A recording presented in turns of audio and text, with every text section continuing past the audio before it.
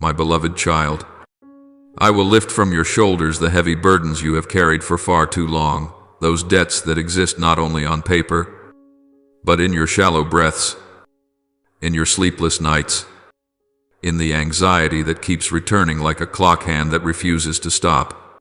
I will clear the path you thought had been sealed shut by numbers and closed doors. I am not coming merely to help you pay it off and then leave you to fall back into the same old cycle. I am coming to break the pattern that has kept you living as though you must constantly brace yourself, run without rest, prove your worth, and save yourself before you are allowed to breathe. I am not saying this to make you proud and self-satisfied, nor to make you weak through dependence. I am saying this so you will stop condemning yourself. Stop believing that your life deserves only what is left over. You did the best you could with the understanding you had. I saw it. And now I say to you that burden is no longer an ending. It is only a stretch of road I used to teach you what true trust really is. And my beloved child, I do not only remove, I also give. I will place into your hands something you once did not dare to dream of, not because you lacked faith, but because you had grown accustomed to living within limits. You learned to shrink your hopes to avoid disappointment. You told yourself, as long as it's enough, not because you wanted little, but because you were afraid to hope for more. But I am a father.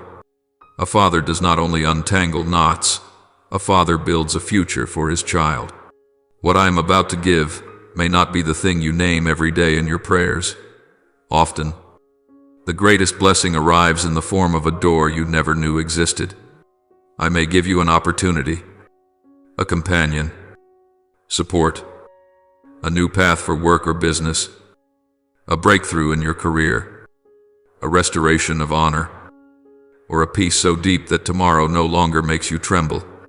I may do these things in ways you did not calculate, so that you will understand this. Your life is not led by chance, but by my hand. But I want you to understand one thing clearly from the beginning. This is not a reward for being good enough. Do not place yourself on a scale. Do not use your good days to bargain with me, and your stumbling days to conclude that I will leave. I do not act based on your perfection. I act based on my love. I give grace because it is my nature to be merciful, and because the relationship between you and me is not a contract, but a bond of fatherhood. You may feel unworthy, and that is not strange. Your mind has been trained to live by human standards. But I am a father. I do not wait for you to meet the standard before I embrace you. I embrace you so you can be healed from the habit of rejecting yourself. I lift you up so you can learn this truth. You are not forgotten. You are called by name. You did not arrive at this moment by accident either. You may think you came here on your own, searching, groping your way forward, piecing fragments together step by step. But in truth, there are things I have been quietly arranging for a long time. Doors that closed so you would not take the wrong turn. Plans that were delayed so you would not enter that season with an unsteady heart. Meetings that seemed coincidental, but were the right people at the right time. Inner shifts you could not explain suddenly, no longer wanting to live as before. Suddenly weary of pretense. Suddenly tired of things that once excited you. That is not losing interest in life. That is me leading you out of shallow living and into depth. I brought you here. I went before you. I prepared this moment the way a sower prepares for harvest, quietly, patiently, precisely. So do not turn away now. Do not leave because you are afraid. Do not leave because you are ashamed. Do not leave because you think you are not enough. Many have given up right at the threshold, not because they were weak, but because they were tired and could not believe that something good might stay with them.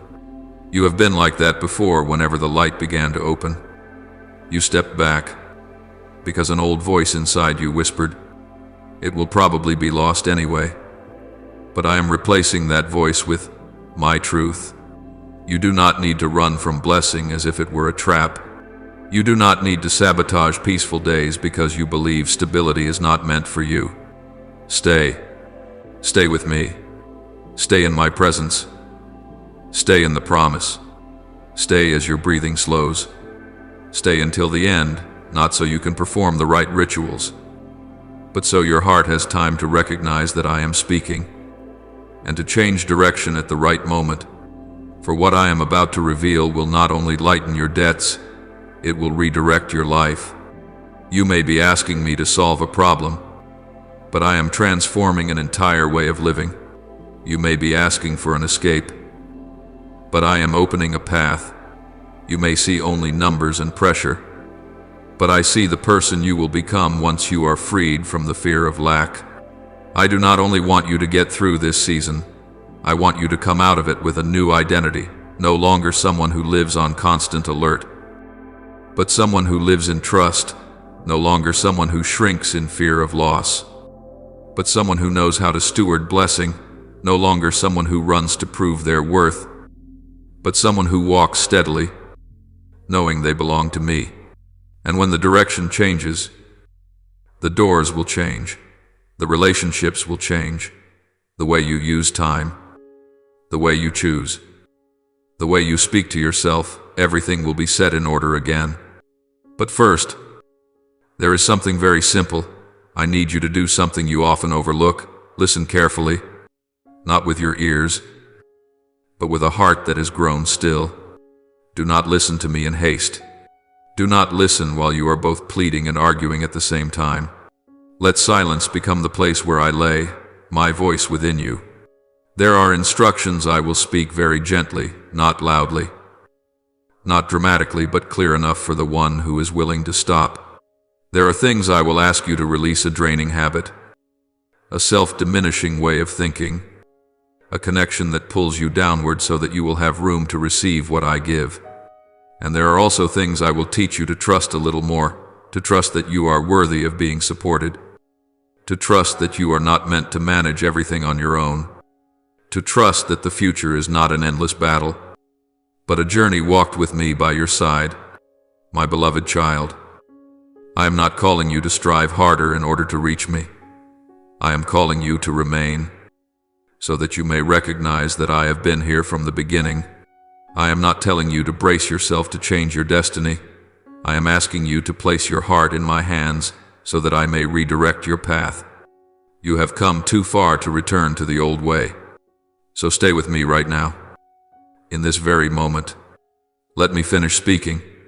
Let me touch the deepest place within you, the place where you are tired but afraid to admit your weariness, where you are afraid yet still pretend to be fine, where you long to be rescued but feel ashamed of that longing.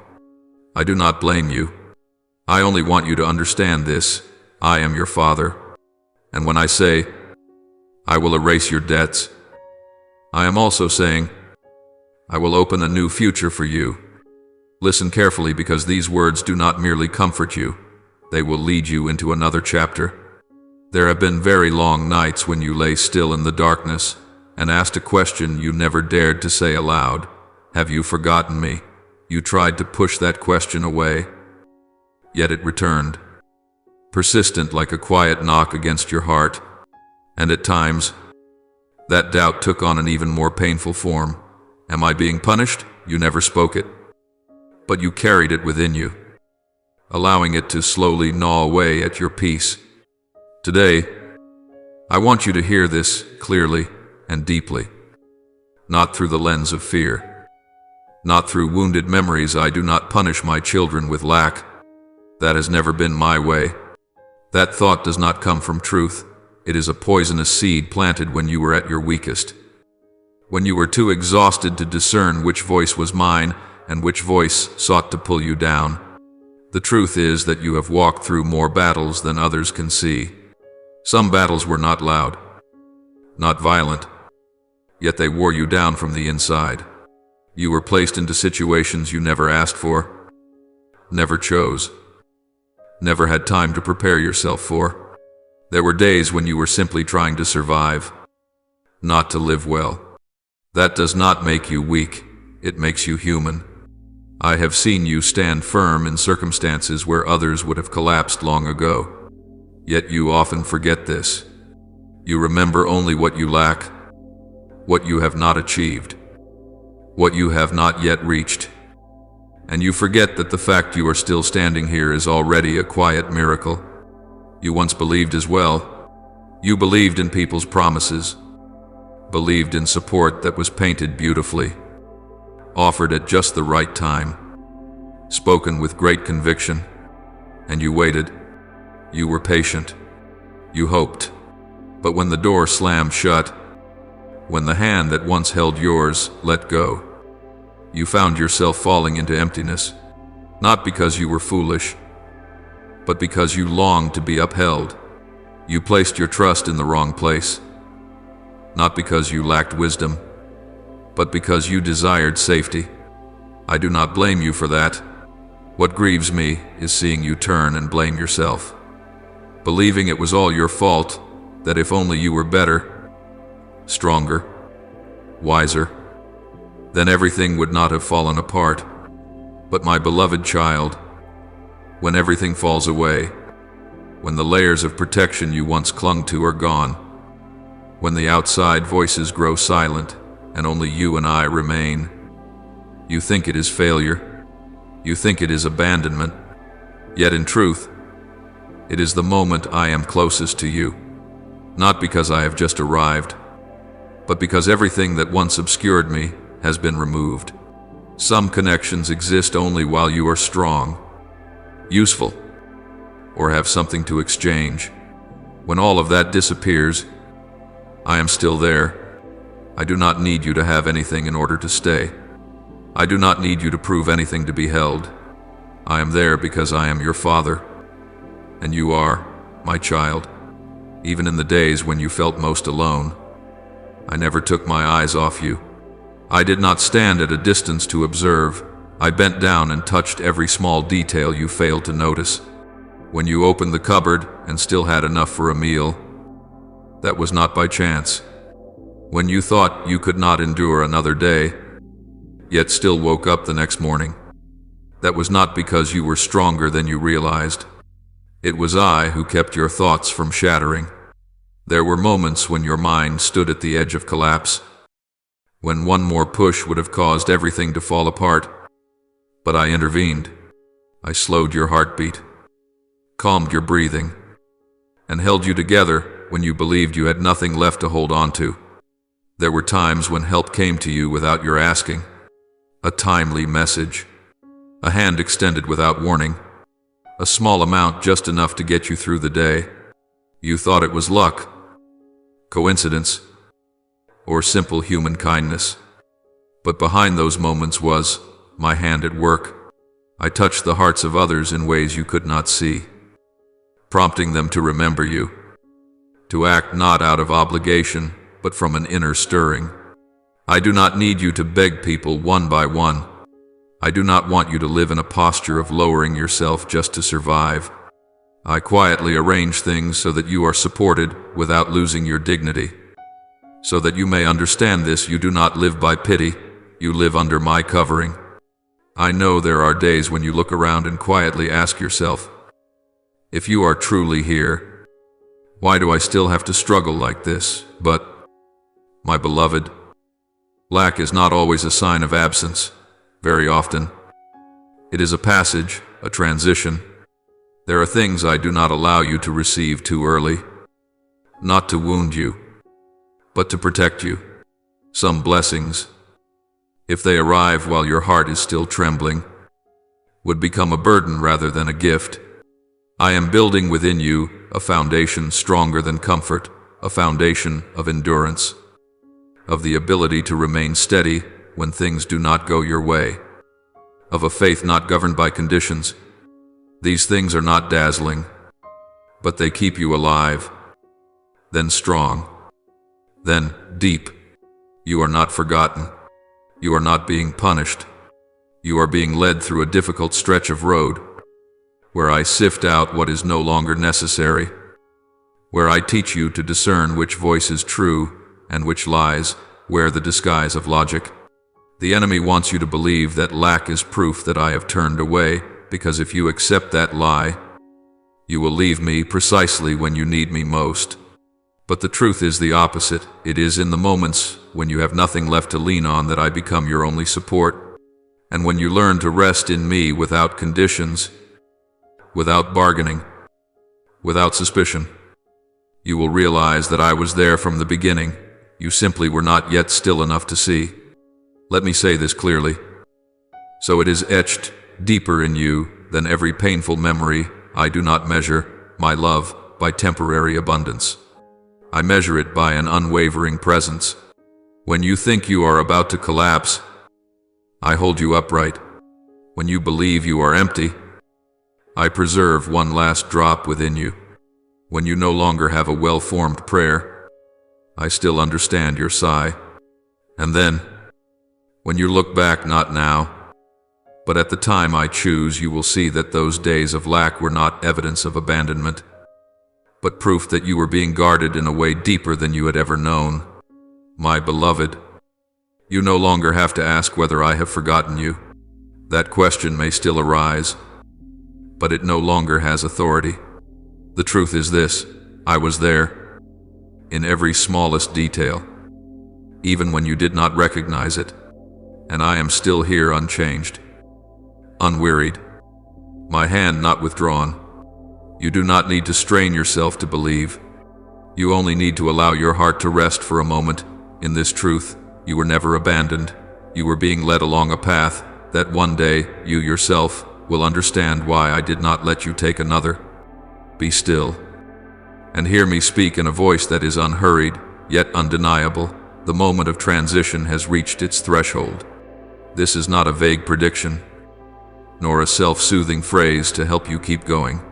This is the moment I call your name, the moment I step into your story in a way you will not mistake. The long days of waiting, the years you held yourself upright between pressure and hope, they were not meaningless. They were the groundwork. So you would recognize that what is coming is not the result of your strength, but the imprint of my hand. I am the one who stands for what is right. I see through the hasty judgments, the labels, the uninformed glances that were once placed upon you. I am also the one who heals what has been broken, not only the numbers on paper, but the eroded self-worth, the peace that was stolen, and the faith chipped away after every effort that still left you breathless. When I act, I do not patch things up, I restore them. I do not merely return you to what is enough. I bring you into a new order, where you no longer live from the fear of lack, but from the steadiness of knowing you are cared for. Therefore, I speak to you with the authority of one who knows every path and every turn. Financial burdens will be lifted, not by you forcing yourself through another cycle, not through compromises that exhaust you, but through an intervention that is timely, precise, and beyond familiar logic. Knots that seemed impossible to untie will loosen. The weights pressing on your mind will no longer rule your sleep. You will feel a surprising lightness, like setting down an overloaded backpack and suddenly remembering that your back can stand upright again. But I do not stop at removing burdens. I place into your hands a blessing clear enough to silence the voices of doubt. There are those who once viewed you through the lens of failure, who concluded too quickly, who measured you by a difficult season. When I lift you up, I will not need you to explain yourself. My blessing will speak for itself. It will not be loud or boastful, but it will be bright enough to quiet every judgment. You will not need to argue to be recognized. The change itself will be the answer. This is not a small favor, not a temporary relief to help you breathe for a moment, only to return to the old cycle. This is a turning point, a miracle in the way I work, not flashy, but deep, not sudden, but enduring. Provision will come from directions you did not expect, in the rhythm I choose. At the moment I know you are ready, you will discover that when resources arrive together with peace, they are no longer a burden to guard, but tools to steward wisely. I know you have learned to be cautious when you hear great promises. You have grown used to shrinking your expectations to protect yourself. But I invite you to open your heart just a little more, not to indulge in baseless dreaming, but to receive the truth that I am able to do beyond the frames you once set. What I give does not pull you away from your values. It helps you live faithfully within them. You will not be swept into display. You will be placed into stability. You will not be enslaved by numbers. You will know how to use numbers in service of what is good. Remember this day not as a mystical marker, but as a promise spoken openly in the light. There will come a time, not far from now, when you look back and recognize a clear dividing line before and after. Before were the days you struggled within anxiety. After are the days you walk with a different breath. You will say it, not to boast, but to bear witness. From that moment on, my story changed direction, and you will notice that change spreading outward into how you make decisions, how you sleep, how you face the future. I remind you of this so that your heart may remain upright. Blessing does not come to sever you from your roots. It comes so that you may steward abundance with humility, steward opportunity with responsibility, steward influence with compassion. When I place more into your hands, I also place wisdom into your heart, so that you do not lose yourself. You will learn how to say enough, even when you could say more. You will know when to open your hands, when to close them, and how to keep your heart tender amid change. If you are asking, when let me keep that answer in my hands? Timing belongs to me. Your part is to remain in trust, to walk uprightly, and to be ready when the door opens. Do not rush ahead. Do not fear falling behind. I am aligning even the smallest details, meetings, phone calls, decisions that seem ordinary, so that when everything converges, you step through in freedom, not in panic. And when the blessing arrives, you will recognize something unexpected. The greatest joy will not simply be that the numbers are resolved, but that peace has returned. That peace does not depend on circumstances. It stands firm because it knows it is being held. From that foundation of peace, you will work better, love more deeply, and look at life with less defensiveness. A financial redirection will carry with it an inner redirection, gentle, yet unmistakable. Trust me when I say this, I am not late. I arrive at the precise moment so that what I do will not be mistaken for your own achievement. And when I act completely. You will not need to return and patch old fragments. You will step into a new order. Remain in this word. Let it settle and dwell within you. And you will see not through thunder, but through truth unfolding day by day that your story has turned. And from that turning point, everything has begun to move to a different rhythm, the rhythm of restoration and justice. Stay a little longer. Do not leave too quickly. Do not close your heart because you think you have heard too many words of comfort already. I invite you to listen all the way through, not with guarded alertness, but with a heart that is weary and yet still longs to believe. For what I am about to say is not a phrase carried away by the wind, nor a promise meant only to soothe for a moment. This is a living promise bearing breath, bearing a pulse, bearing the weight of truth. And every word I speak, once released, never returns empty. It always carries fulfillment. Even if you cannot yet see its form, you have grown accustomed to needing to understand before daring to move forward. You learn to analyze in order to protect yourself, to ask questions so as not to be wounded again. That is not wrong. But today, I am not inviting you to understand everything. I am inviting you to trust enough. Trust is not closing your eyes to reality. It is daring to place reality into my hands, even when you do not yet know what I will do with it. You do not need a complete map for the entire journey. You only need enough light for the next step, and that light I will not withdraw. It may be that within you, faith no longer burns as brightly as it once did. It does not stand tall. It is not bold. It does not speak in confident declarations. It trembles. It feels fragile. It is mixed with exhaustion and uncertainty. But my beloved, I have never been searching for perfect faith. I do not wait for you to gather enough courage before I come. I come when all you have left is a small fragment, a fragment you thought you would lose. Yet for some reason, it remains. That fragment is enough for me to take hold of. That fragment is enough for me to begin. Do not underestimate what remains within you. Do not assume that because it is small, because it is weak, because it no longer burns with intensity, it is useless. A seed, no matter how small, still carries the full potential of a garden. What determines the outcome is not the size of the seed, but the hand that sows it. And my hand does not tremble. I know where to plant, when to plant, and how to bring life forth at the appointed time. You once believed that miracles only happen when you are strong enough, steady enough, faithful enough. You blamed yourself for feeling that your faith was no longer what it used to be.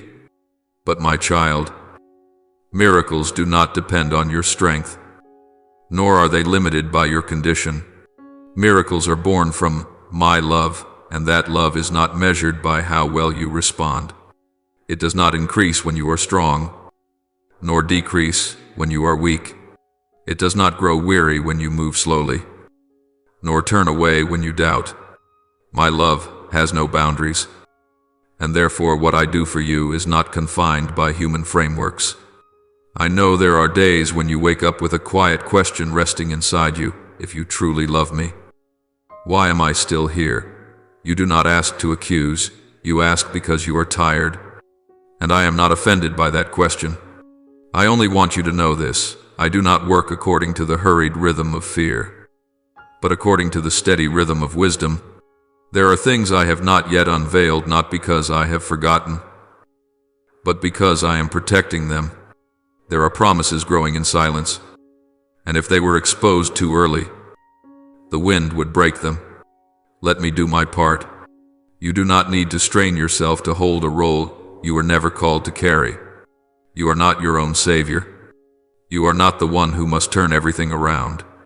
You are simply the one who is loved. And from that place, you are allowed to rest in trust. Rest is not giving up. Rest is laying the burden down in the right place. When you stop trying to prove yourself, you create space for me to act. I want you to understand this deeply. I do not need you to believe more. I only need you not to walk away. Do not leave when you do not yet understand. Do not close your heart when you have not yet seen. Do not conclude when the story is still unfinished. Stay within the promise, within my presence, within the slowing of your breath. There are moments when the bravest thing is not to move forward, but to remain still so that you may be reached.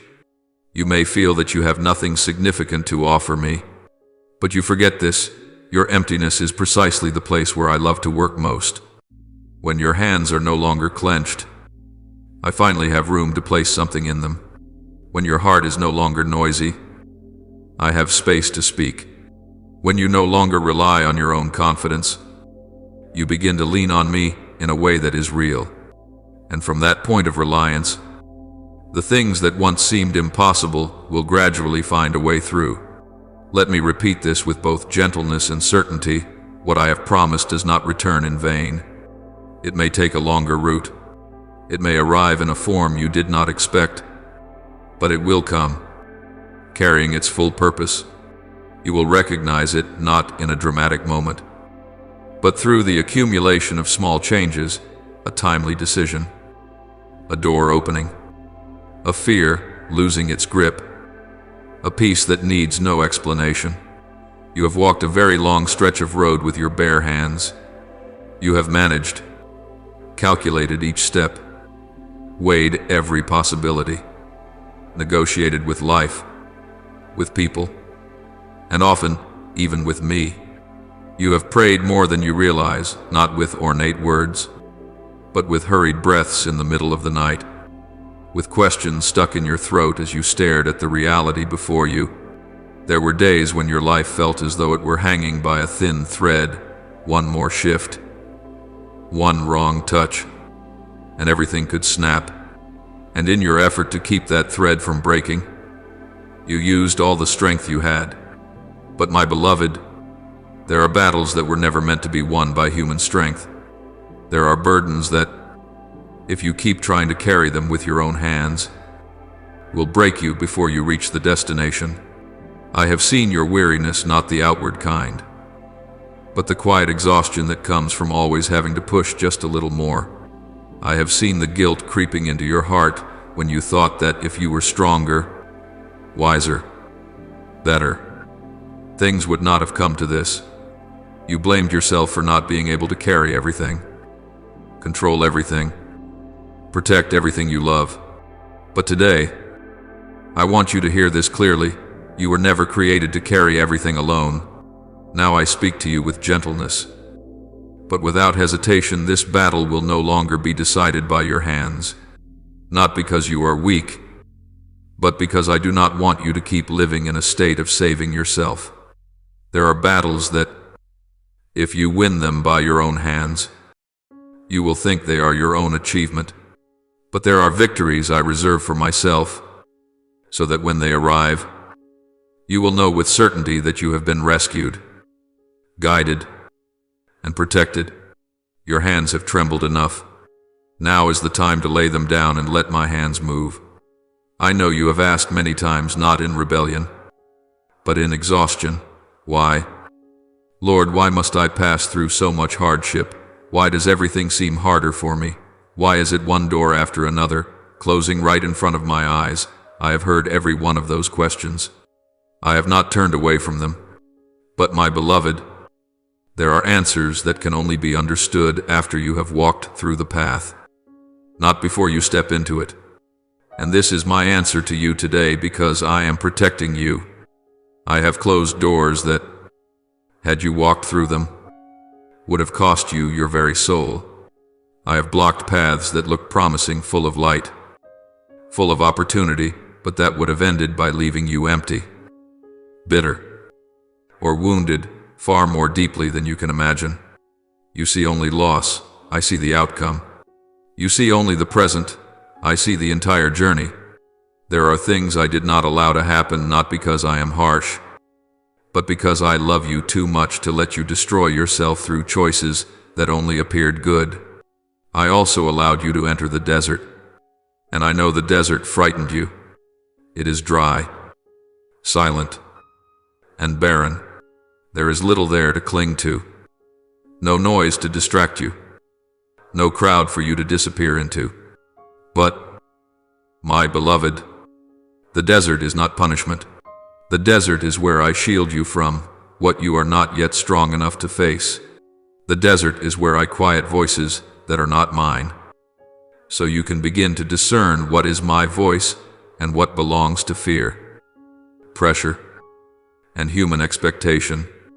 In the desert, you no longer rely on what is familiar, and it is precisely there that you begin to truly listen. I did not leave you in the desert to die of thirst. I was there every day, every step, even when you could not always feel me. I gave you enough water for each day, enough strength for each step, and more importantly, I softened your heart, a heart that had grown rigid from self-defense, a heart that had closed itself after too many disappointments, a heart that tried to control everything out of fear of losing again.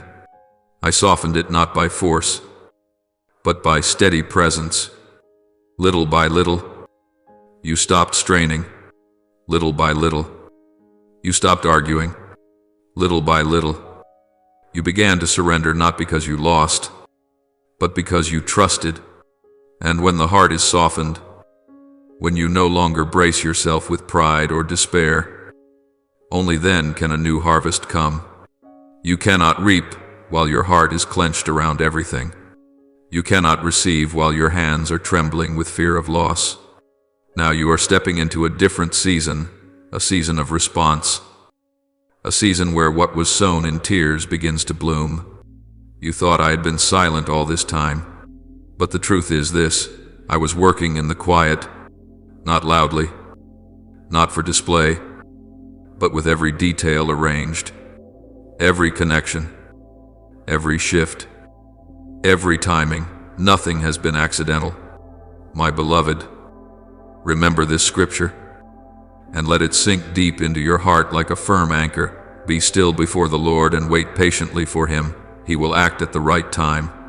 Psalm 3:7-7. Stillness is not giving up. It is a deep trust that the one who reigns is still reigning, even when your eyes cannot yet see. From this point on, you will begin to notice the shift. Not everything will change overnight, but the center will change. You will no longer fight in panic. You will walk in steadiness. You will no longer carry life through fear, but steward it through the wisdom I give you. What once drained you will no longer have authority over you. And when you look back at the desert, you will not remember only the heat and the wind. You will remember that it was there. You learned to trust me more than yourself. Do you know why so many nights you lay awake? Even when your body was exhausted, yet your mind refused to rest. An invisible burden has followed you for a long time, like a shadow that would not leave, like a whisper that would not go silent. It was not only numbers on paper, not only stacked bills, not only debts others could see. It was the feeling of being cornered, the quiet fear that tomorrow might not be enough, the question that kept repeating in your mind: what if everything collapses?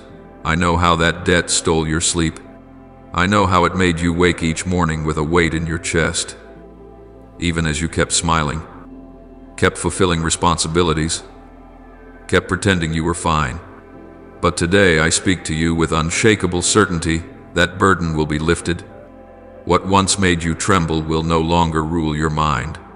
The bills that seemed to have no way out, the numbers that overwhelmed you, the obligations that made you feel perpetually one step behind, all of these will leave your life, one by one. Not because you suddenly become flawless, not because you discover some clever trick, but because I have decided to act. When I move, things begin to move. What stood frozen in deadlock will be unlocked. Financial considerations that seemed sealed shut will open at the right time. You will look back and realize that what you thought was impossible was only waiting for the proper moment to dissolve. I do nothing halfway. I do not loosen one part and leave you carrying the rest. When I untie completely. The sense of defeat that has clung to your soul for months, perhaps for years, will be pulled out by the roots.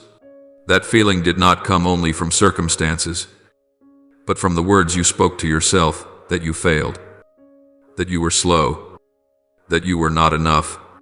Those words lodged themselves like thorns, leaving you not only weary from lack, but exhausted by shame. But I tell you today that shame has no place anymore. It does not belong in your future. It is not your identity. When I touch your soul, I do not change only outward circumstances. I uproot the false conclusions you have attached to yourself. For when I decide to act, nothing can resist. Not because the opposing force is weak, but because my power does not need to argue. I do not negotiate with impossibility. I am not confined by human logic or by gloomy forecasts. When I extend my hand, even what was once called impossible must submit. What you tried to pull with your own strength and could not move one touch from me, and it must give way. I am not pressured by the time you believe you have lost, nor by the years you have endured hardship. I am able to restore, to make up what was lacking, and to move you forward faster than you imagine without wearing you out. And now, listen very carefully to what I am about to say, not as a distant luxury, but as a truth being established. You will prosper, not merely survive, not just escape the pit only to live on edge afterward. You will prosper. Prosperity is not merely having more, it is living with peace of mind, free from the obsession of lack, It is the ability to plan without trembling, to look toward tomorrow without shrinking back. It is no longer weighing every decision by the fear of loss, but by wisdom that is guided. You will enter a season of peace, where the table is no longer a place of anxiety but a place of gratitude. Bills being paid will no longer feel like rare miracles, but become a steady rhythm of life. Your heart will be lighter, no longer stretched taut between responsibility and fear. You will sleep more deeply, not because every problem vanishes overnight, but because you know you are being cared for. This peace does not depend on external circumstances. It comes from knowing whose hands hold your life. And from that place of abundance, you will do what you have long desired, but once did not dare. You will bless others without trembling. You will give without having to tell yourself that you are taking a risk. You will help without fearing that you will lack tomorrow. For you will no longer give from fear, but from trust. I will expand your heart together with the resources I place in your hands. You will become the answer to someone else's prayer, just as you once prayed and waited for a hand to be extended. And when you do this, you will realize that the flow of blessing does not run dry, it is sustained by me. The season of shame is closing not with noise, but with truth firmly established. What once made you lower your head, I will turn into a foundation on which you stand upright. A season of honor is beginning not for your boasting, but so that my faithfulness may be clearly seen. That honor will not make you proud, it will make you more humble. Because you know how you were lifted up. You will remember the days when you counted every coin, every opportunity, every hope, and you will not forget. But those memories will no longer wound you. They will make you grateful. Hold this in your heart as an unfading promise. I do not merely rescue you from crisis, I lead you into fullness. I do not only pull you out of darkness, I place you in the light long enough for you to learn how to live there. As Scripture says, the Lord declares, "For I know the plans I have for you, plans for peace and not for disaster, to give you a future and a hope." Jeremiah 2:9-1. These words are not for hanging on a wall, but for walking in day by day, decision by decision. Therefore, my beloved, release fear from your hands. Let me do my part. You do not need to strain to be worthy of what I am about to do. You only need to remain in trust. Walk uprightly, and allow your heart to open to receive. The season of survival is past. A new season is opening before you, one where you do not merely survive, but live in abundance. Live in peace. Live as one who knows they are loved and provided for. And when you look back, you will know it was not because you were better, but because I was faithful and I have never broken a promise. You have grown accustomed to being looked at with skeptical eyes not once, but many times. There were glances that passed over you quickly, as if conclusions had already been reached before true understanding began. They looked at your present circumstances and hurried to label you that you had not tried hard enough, that you chose the wrong path, that you lacked discipline or worse, that you lacked faith. They did not know what unfolded behind the closed doors of your life. They did not see what you had to give up. They saw only outward results and used those results to measure your worth. But my beloved, there is one thing you must carve deeply into your heart. I have never looked at you that way. I have seen what no one else has seen. I see the quiet sacrifices you never speak of, not because you seek praise, but because you have grown used to enduring in silence. I see the times you accepted lack for yourself so those you love would not suffer. I see the difficult decisions you made when no one stood beside you, when there was no guarantee that everything would turn out fine. I see you choosing silence over self-defense, patience over resentment, staying instead of quitting, no matter how exhausted you were. None of these things are small. They carry weight before me, even when human measures cannot weigh them. I have also seen your knees touch the floor in the late hours of the night, when every sound had faded and only quiet worry whispered within your heart. I saw you kneel not because you were strong, but because you had nowhere else left to lean. I heard the prayers that came out unfinished, the broken phrases interrupted by tears that tightened your throat. There were words you could not bring yourself to speak aloud, only a deep sigh, a weary thought rising and then dissolving. But I heard it all. Not a single word fell into emptiness. Not a single tear touched the ground without me knowing its name. You once wondered whether those moments had any meaning at all, whether praying while everything still seemed unmoving was futile, whether waiting while others moved faster and found stability sooner meant you had fallen out of step. Today, I come to you as your Father, your provider, your faithful God, to tell you this: none of it was wasted. You did not waste time when you knelt. You did not waste time when you chose trust over bitterness. You did not waste time when you waited for me. Even while your heart trembled, you have not been left behind. That feeling only comes when you measure your pace against someone else's. But I do not lead my children from a single mold. Some are allowed to move quickly, others are invited to go deep. Some learn through success, others learn through endurance. I allowed you to move more slowly at certain stretches, not because I was restraining you, but because I was building a stronger foundation within you. What I placed inside you requires deep roots, not merely fast-growing branches. And roots can only grow in darkness, in silence, in long seasons unseen by anyone else. You think I have been silent, but that silence is not absence. It is precise, unseen work, never out of rhythm. When you thought I had not answered, I was arranging. When you believed I was delaying, I had already completed what was needed. Some things cannot be revealed until every piece is set in its proper place. I do not work halfway. I do not open doors before you are able to stand firmly. And I do not leave you waiting a single day longer once the time has fully ripened. What I am about to do is not a new plan conceived because you prayed long enough. It was already completed within my intention. You are simply arriving at the intersection of what I prepared and the time I appointed. And when that moment comes, you will realize that the years of waiting were not stretched in vain. They brought you to the right place with a different heart, a clearer vision, and a greater capacity to receive. I know you are weary from being misunderstood, tired of having to prove what should never have required defense. But I do not ask you to protect your own reputation. Your name rests in my hands.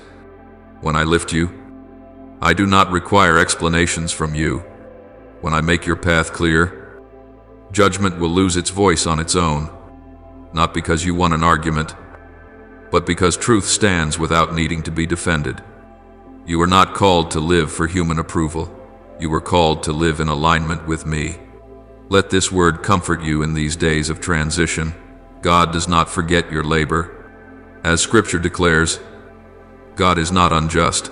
He will not forget your work and the love you have shown him. Hebrews 6:1-0. This promise is not only for visible achievements, but also for quiet sacrifices no one ever saw. What you sowed in tears, I will not allow to bloom in silence. And now, as I say that the time has come, you do not need to brace yourself or strive to prepare. You only need to remain in trust. What I open, no one can shut. What I give, no one can take away. I do not arrive late. I come at the right moment, so that when you receive, you will have no doubt that it was me. You will see movement not only in circumstances, but within your own heart. Fear will retreat, peace will return, and you will understand that throughout this entire journey, you were never alone. Lift your head not in pride, but because you are seen.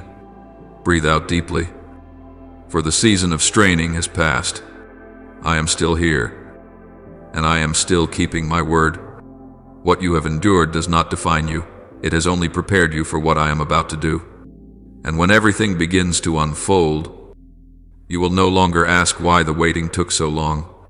You will whisper within your heart that everything had been fully arranged, and that I have been faithful from beginning to end. Now you are stepping into a very different hour of your life. Even though outwardly everything may still look familiar, yet in the unseen realm, a door has already opened. This is the moment when the things you once called impossible begin to lose their grip, not because circumstances suddenly shift on their own, but because I am at work. This is a season of financial miracles, not in loud or dramatic ways, not according to formulas you have learned before, but according to my rhythm, precise, unexpected, and beyond what you have prepared for. You will receive news that causes your legs to feel unsteady beneath you, not because of fear, but because your heart can no longer carry the weight of amazement. Certain announcements will arrive when you least expect them, on days you assumed were ordinary. Yet once you hear them, you will have to pause and bow your head, because you will know without question this did not come from your own cleverness. It came from a higher hand, from an orchestration you could not have seen from the beginning. There are things you once whispered in prayer and then stopped mentioning, believing they had gone too far out of reach, but I have never forgotten. You will also receive offers you never imagined would come your way, not because you suddenly became perfect, but because the timing has reached its fullness. Doors you once knocked on at the wrong time, in the wrong season, will now open in a very different way. You will not need to force them. You will not need to plead. You will see things unfold more gently than you expected. Conversations that were once delayed will be resumed. Emails that once went unanswered will receive replies. Paths that seemed closed because of procedures, regulations, or cold bureaucracy will open so quickly that you will wonder why they ever felt so difficult before. There are people who once made promises to you and then disappeared without explanation. You learn not to expect anymore. You learn to pull yourself inward so disappointment would not wound you again. But, my beloved, not all silence is betrayal. Some silence exists simply because the time has not yet come. I will stir those people again, not through pressure, but through a quiet stirring of their conscience. They will remember you not for personal gain, but because I touch their hearts. You will not need to go searching what I have appointed. I will bring before you myself. There will be a release of resources in very tangible, practical ways. Fees will be reduced. Obligations will be adjusted. Debts will be removed, canceled, or dismantled in ways you did not calculate. Things you once believed were fixed and unchangeable will become far more flexible than you imagined when I move upon them. I am not bound by human systems. I can pass through paperwork, processes, signatures, and deadlines. When I make a way, even legal barriers must yield in proper order. But, my beloved, before these things fully manifest, I want you to keep your heart in the right place. Do not doubt. Do not interrogate me with endless questions of how.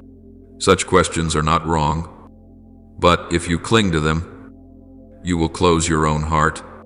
You are not called to understand every step of the process. You are called to trust the one who holds the process in his hands. Faith is not blind recklessness. It is placing the full weight of your heart upon my faithfulness, even when you have not yet seen the outcome. Simply trust. Simply remain. Remaining does not mean passive stillness. It means refusing to step away from my presence when you have not yet seen change. Many leave just before the miracle appears, not because they lack faith, but because they are weary. But I say to you today, do not leave now. Do not turn away when the door has already begun to open from the other side. Your waiting is not wasted, and your perseverance has not been forgotten. Those who live by faith are not led by what their eyes can see. If you look only with your eyes, you will always find a reason to fear. But those who live by faith walk according to what has been planted in their hearts. You have sown with tears, with prayers, with upright decisions made when no one was watching. Now is the time for those seeds to break through the soil. You may not yet see the whole field, but you will begin to see the first tender shoots, enough for you to know that your faith has not been in vain. If you believe, you will see, not see first and then believe, but believe so that you may see. If you remain, you will experience, not experience first and then remain, but remain so that you may encounter my faithfulness in the most personal way. And if you open your heart to me without keeping a safe distance, without placing me outside your zone of control, I will do more than you have ever asked. Not only more in quantity, but deeper in quality, more peace, more freedom, and greater stability. Remember this scripture as a foundation for the days ahead, and God is able to bless you abundantly, so that in all things at all times, having all that you need, you will abound in every good work. 2 Corinthians 9:8. This word speaks not only of sufficiency, but of purposeful abundance, abundance that frees you from fear, and abundance that enables you to become a source of blessing to others. Beloved child, let your heart be at rest. Do not rush to tell others. Do not rush to shield yourself from disappointment. Hold this word as a sacred seed within you. When the time comes, you will not need to announce it. The change will speak for itself. And when you look back on this moment, you will realize that this was not only when things began to move, but when you chose to stay, chose to trust, and chose to open your heart, and from there, I did the rest. Now, I invite you to do something very gentle, yet do not underestimate its weight. It is not a grand task that exhausts you, nor a showy action meant to prove anything. It is simply a small step of faith, a simple choice flowing from a heart that has been touched. When you choose to express your agreement with this word, when you allow it to move beyond your private space, you open a door through which I can step to touch other hearts, hearts that are weary as you once were, confused as you once were, in need of being reminded that they have not been forgotten. There are people out there walking through very long days, days where smiles have become habit, while hope inside is quietly running dry. They do not lack information, they lack comfort. They do not lack advice, they lack a voice that knows their name. And when you allow this message to go on, you are not merely sharing words, you are placing a lamp in my hand, so that I may shine light into places you have never stepped.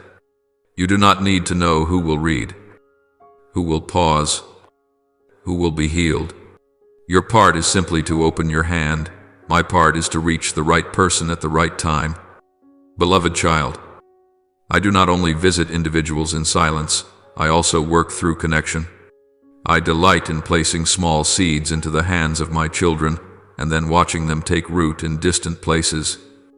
When you choose to let this word continue, you are participating in my work, not as one who carries the burden, but as a co-laborer in love. I do not need you to explain, argue, or persuade. I only need you to trust that I know how to use the simple to accomplish the profound. Do not think what you are doing is too small to make a difference. I have often begun great stories with very simple acts, a whispered yes, a step taken in the night, a piece of bread broken. I still work this way, so that you may know my power is not limited by the size of the vessel, but by the love placed within it. When you allow this word to spread, you are saying you trust that I am still at work, and you are willing for me to use your willingness. And let me remind you of who I am, not to soothe yourself, but so that you may stand firm. I am still the one who made a way through deep waters when there was no other path. I am still the one who turned lack into abundance, fear into courage, death into life. I do not change with the times, nor grow weary with human pace. My source does not run dry, I do not delay, and I do not withdraw my hand. What I have done in history is not a tale to admire, but a testimony so that you may believe I am still acting today for you, through you, and far beyond you. You may think this age is different, that people have changed, that faith has grown thin, but, beloved child, the soul's thirst remains the same. Fear still needs to be soothed. Loneliness still needs to be named, and I am still the one who answers. When you allow this message to touch others, you remind them that I did not abandon the world when it became more complex. I stayed, and I am nearer than ever to broken hearts. Do not worry about results. Do not measure by numbers. Do not ask whether this is worth it. Faith is not measured by visible certainty, but by faithfulness in small things. You do not need to see the whole journey to take the first step. You only need to trust that when you remain in love, I will take care of the rest. And when I touch someone through what you have allowed, you may never know their name, but you will know that what you did not vanish into emptiness. Let your heart be at peace as you do this. Not from pressure, not from obligation, not from fear of missing out. Do it with the quiet joy of one who knows they are invited. I do not coerce, I invite. I do not demand, I entrust. And I entrust you, because I have seen your heart soften, open, and become ready to be a place where I set my light. Remember this word to anchor your heart in the days ahead, as Scripture says. The Lord declares, "So shall my word be that goes out from my mouth. It shall not return to me empty, but it shall accomplish what I desire and achieve the purpose for which I sent it." Isaiah 5:1. That word does not need you to defend it. It goes on its own, works on its own, and bears fruit in my time. You only need to allow it to go. And when you take this small step of faith, know that I am visiting you, not only in a moment, but in a process. I am teaching you how to trust without control, how to love without condition, how to give without fear of depletion. You will find your heart growing lighter, for when you allow the light to go out, darkness no longer has the same place within you as before. I am alive. I am active. I am the one who did the things you once heard about, and I am still doing the things you are about to see. Remain in this trust. Let this word continue, and be at ease knowing that when you open your hand, I will use that very openness to touch hearts, waiting to be reminded that I do not change yesterday, today, and forever. Before I place into your hands the abundance you have long hoped for, I must touch the deepest place within you, the place money cannot heal, where numbers cannot mend. For if your heart still carries wounds of self-condemnation, shame, or the feeling of being a failure, then no matter how much I give you, you will still live as one who lacks. I do not want you to have money alone. I want you to have peace. I do not want you merely to step out of hardship. I want you to step into your true identity. This healing does not come to delay the blessing, but to protect it so that when abundance arrives, it does not consume you, mislead you, or turn you into someone else. I see that you have lived too long under the shadow of labels that do not belong to you. There are conclusions you have carried from others' words, from past failures, from prolonged seasons of lack. You have wondered where you went wrong, how you fell short, what you missed. But I speak to you today with unchanging truth. You are not a failure. You are not forgotten. You are not pushed to the margins. You are a child of the King. You belong to my household, and that identity does not rise or fall with a bank balance, nor is it determined by days when you run out of breath. I want to restore the way you see yourself. When you know who you are, you will know how to receive what I give. When you know that you are a child of the King, you will stop living in a posture of begging. Stop shrinking back whenever something good draws near. You will no longer fear abundance as though it were a trap. You will no longer question when doors open. You will stand upright, neither arrogant nor trembling, because you know where you come from and by whom you are kept. Your inheritance is not money alone, it is promise. It is covering. It is the authority to walk in the light without fear of being consumed. I know you are tired of having to guard your heart. You learned to narrow your dreams to avoid pain. You became accustomed to measuring every step so you would not stumble. But, my beloved, I did not create you to live compressed. I created you to govern, to give, to walk in the freedom of one who knows they have a place of refuge. The healing I am doing in you is to remove the invisible cords that have bound you, the cords of fear, of lack, of prolonged insecurity, of the belief that you must pay with yourself in order to receive what is good. Hear me clearly, you have an inheritance, not an inheritance of display, but an inheritance of ordered sufficiency. You have promises sealed by my faithfulness, and everything that belongs to you will come into your hands, not earlier, so that you become proud, and not later, so that you collapse. I am not hindered by darkness, nor locked out by systems. No demon can snatch from my hand what I have appointed for you. No human structure can make me hesitate. No debt is large enough to change my mind. No season of scarcity is long enough to erode my decision. You may ask, then why must healing come first? Because I love you. I want you to receive blessing with steady hands, not trembling ones. I want you to step into abundance with a settled heart, not one obsessed with holding on or losing. I want you to know how to give without fear of running out, because you trust that your source does not reside in yourself. When identity is restored, provision is no longer pressure, it becomes a tool. You will know how to use money to serve life, to build, to heal, not to fill an emptiness within. And then, from that healed foundation, I will do what I have determined. I will clear your debts and bless you abundantly with substantial financial provision, not by demanding that you trade away your peace, but through doors that open at the right time, not by paths that harden your heart, but by ways that awaken gratitude. I will arrange for burdens to fall away, for knots to be loosened, for resources to be released.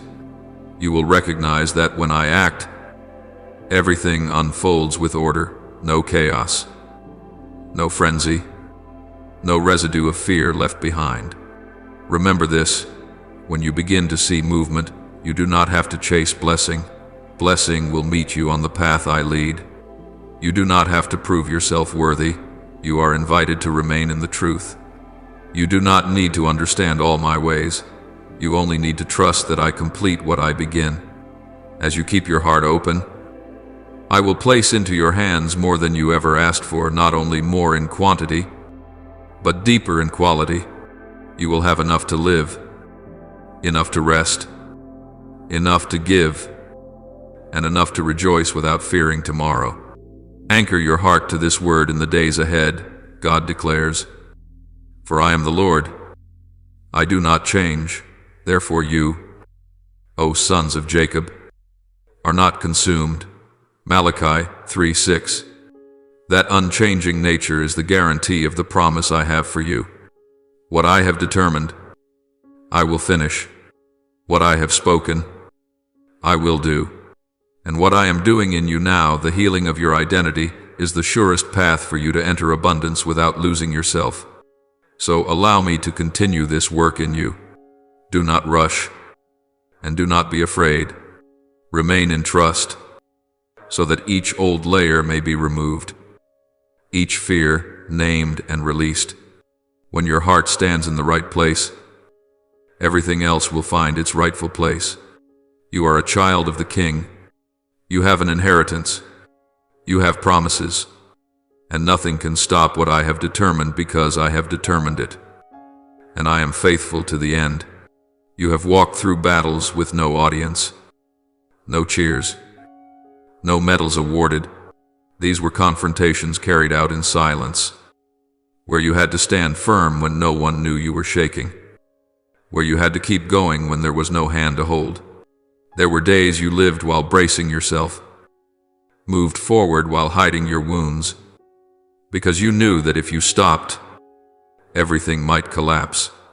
I know these battles were not recorded in the journals of the world, but they are etched clearly in my sight. I saw every night you wrestled with fear. Every morning you rose with a fragile yet genuine resolve today. I will not give up.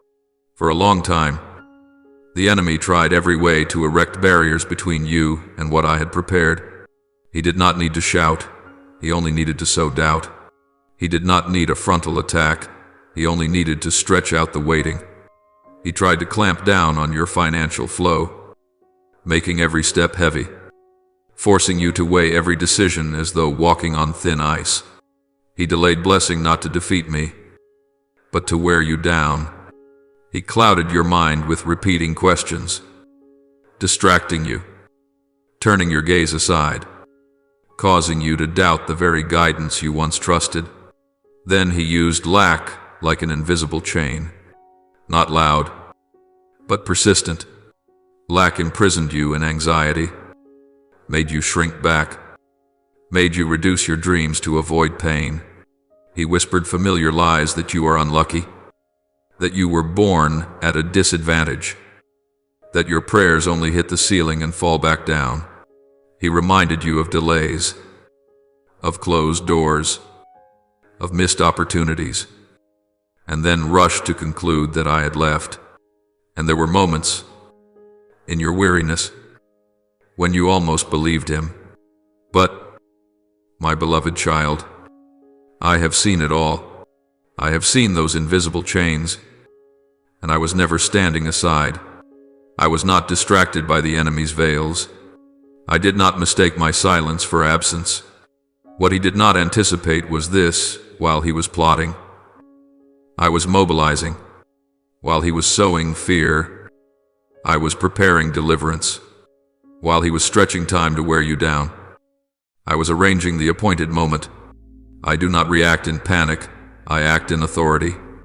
There has been a battle taking place in the spiritual realm, not in the way humans imagine, not loudly by worldly standards, but real and decisive. I sent reinforcements from heaven on your behalf, not because you are weak, but because you are precious, not because your faith was insufficient, but because I am a father, and a father protects his children. The Archangel Michael stepped into the battle for you not to display power, but to ensure that what I have decreed would not be stolen. Invisible walls have been torn down. Restraining orders have been revoked. Bonds have been loosened even when you could not yet see it all with your eyes. You may ask why I allowed the battle to last so long. You may wonder why I did not end it sooner. But, my child, in that span of time, I was doing a deeper work. I was guarding your heart from being bent by bitterness. I was keeping your faith from turning into a transaction. I was protecting you from measuring your worth by your circumstances. If I had ended it too early, you might have been relieved of pressure, but not yet free within. I wanted you not only to be released from chains, but also to know how to walk without fear. Now, as the battle in the spiritual realm has tilted toward truth, you will begin to see very tangible movement. Not everything will erupt at once, but each piece will shift into its proper place. Financial streams that were stuck will begin to flow. Unreasonable delays will lose their grip. Confusion will be replaced with clarity. You will realize that what once held you back no longer carries the same authority, not because the enemy has vanished, but because the light has drawn nearer. Hear me say this so your heart may be steady. The lies you once heard will no longer stand against the truth. Lack does not define you. Delay does not cancel promise. Closed doors do not prove abandonment. The enemy uses fragments of the past to write a false story. I use the entirety of your journey to reveal a true one. And that true story is entering a season of transition. In the days ahead, you will be invited to trust in a new way, not to avoid pain, but to stand firm. Do not let memories of former blockages cause you to doubt the doors that are opening. Do not allow old whispers to return when you begin to see light. Remain in my presence. Anchor your mind in truth. When thoughts arise that pull you downward, let them pass without giving them a place to stay. I am teaching you how to discern my voice among many others. You are not fighting alone. You never have.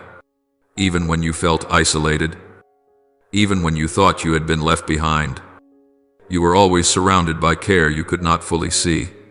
I guarded you in your most fragile moments. I kept you from collapsing when pressure surged. I calmed the waves just enough for you to cross. And now, as the fog begins to lift, you will see the road ahead more clearly.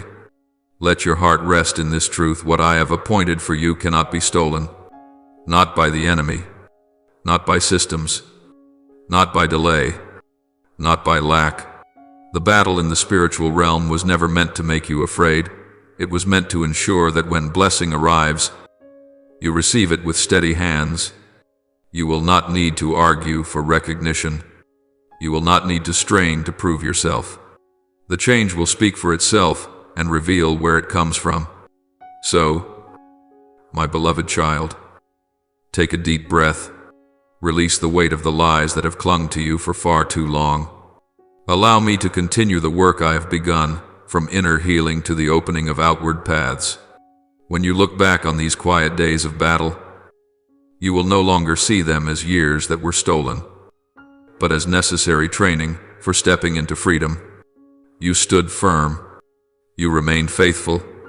And I have stood. I am standing. And I will always stand on your side. There are things you never dared to imagine, not because you lacked dreams, but because you grew accustomed to limiting yourself in order to avoid disappointment. You learned to look downward instead of far ahead, to expect less so it would hurt less, to accept closed doors as part of what felt normal in life.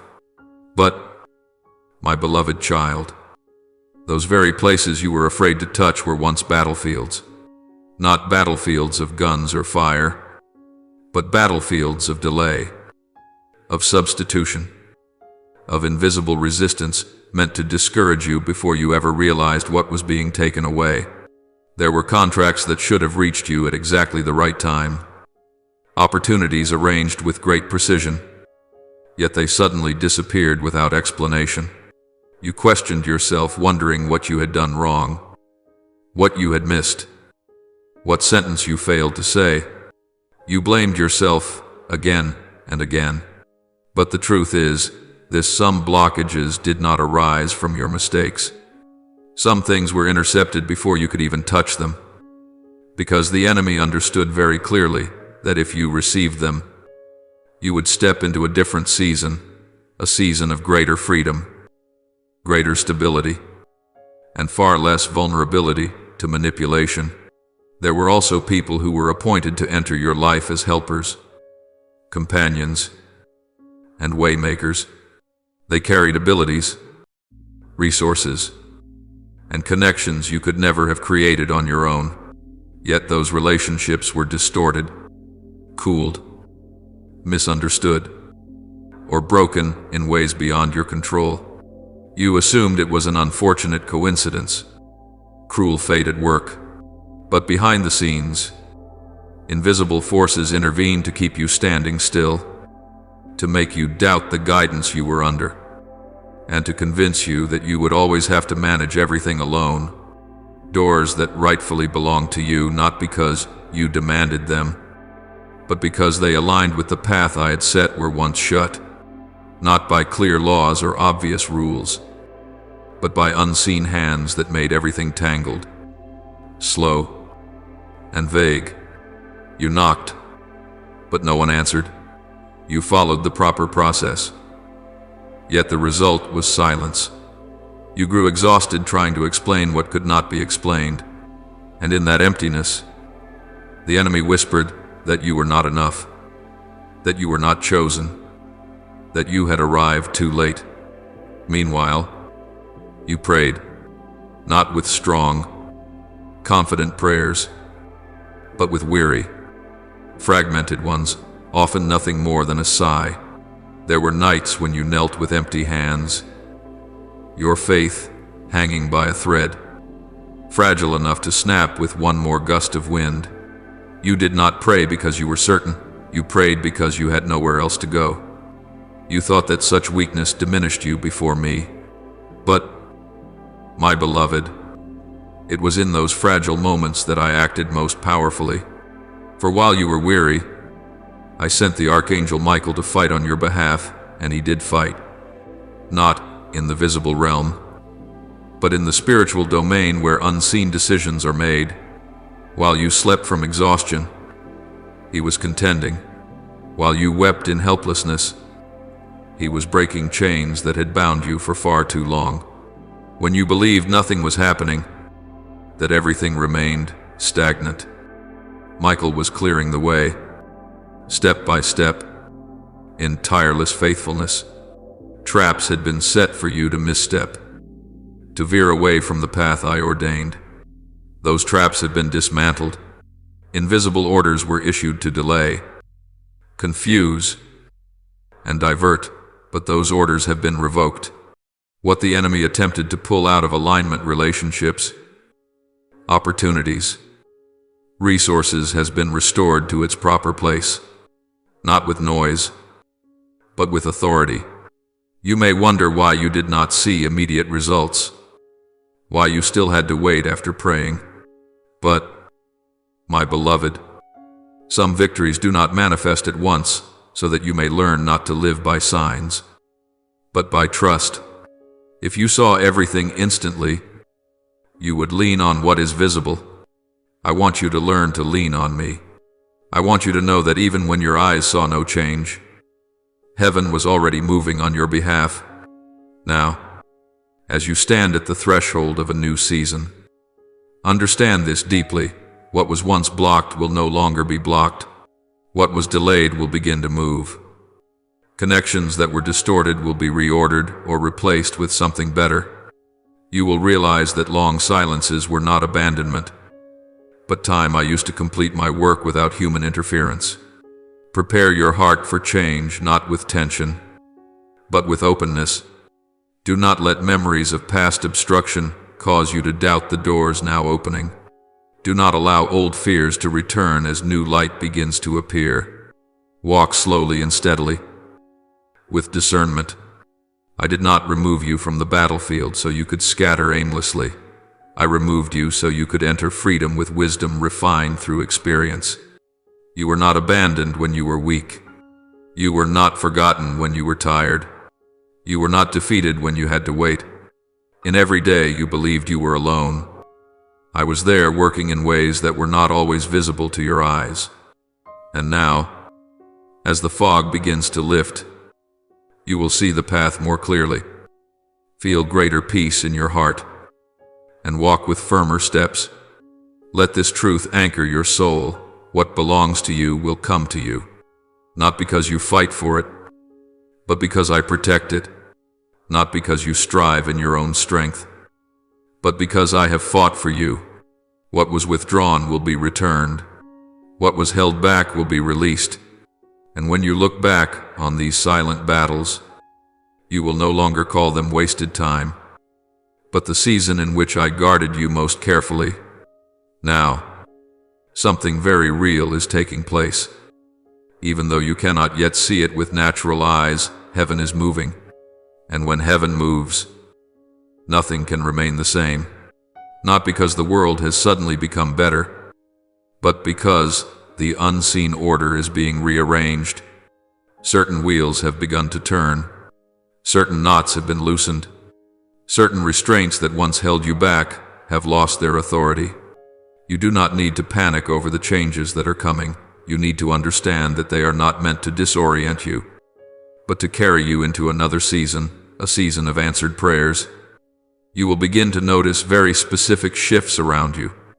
Not everything at once, but enough for you to know this is not coincidence.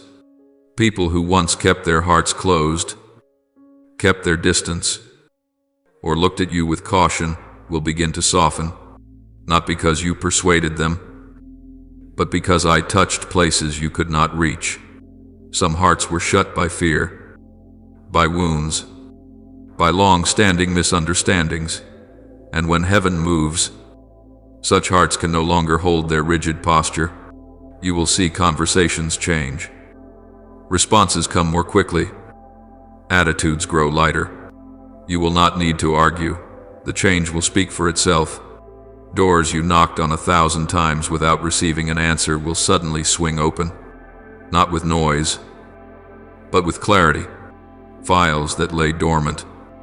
Processes that were delayed.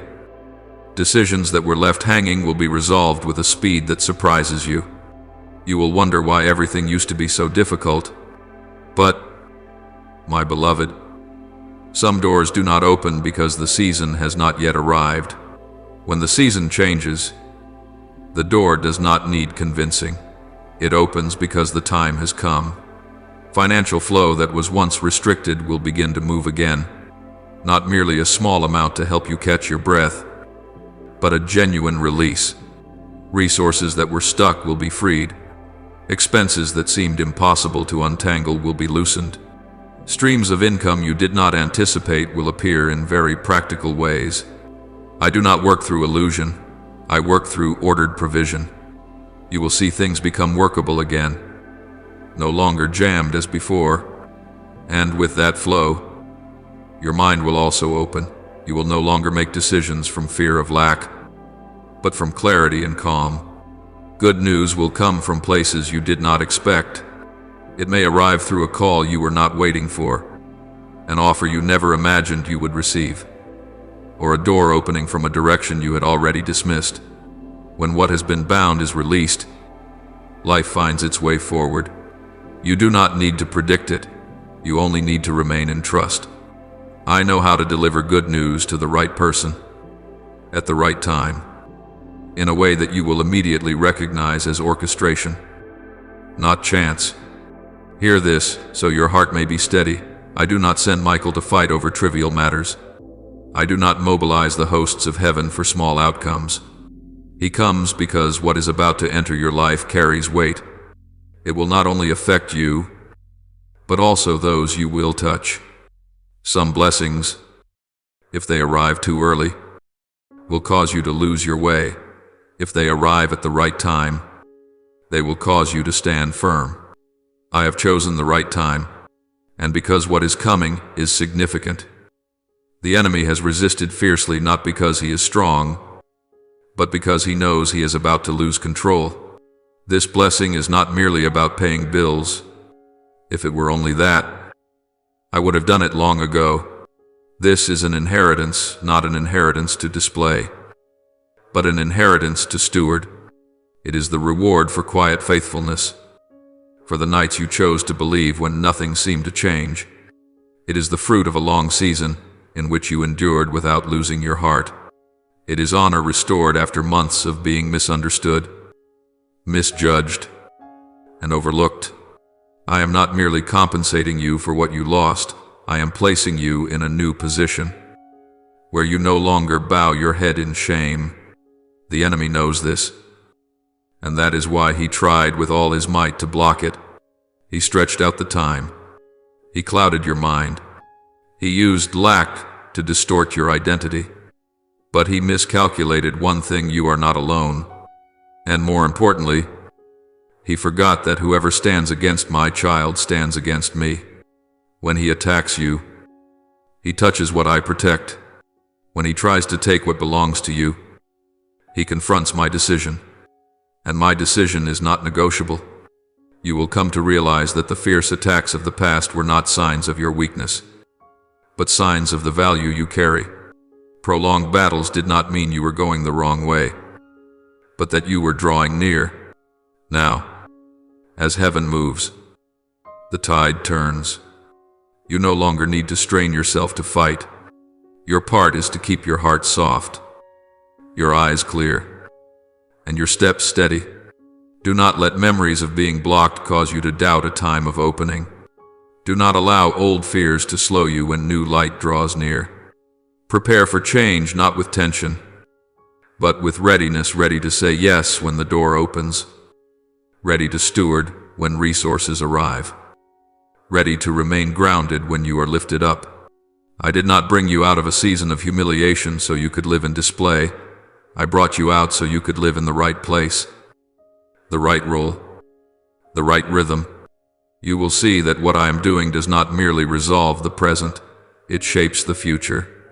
And when you look back on the road behind you, you will understand why everything had to unfold this way. You will no longer ask, "Why did you make me wait so long?" but will say, "Thank you for not opening it sooner."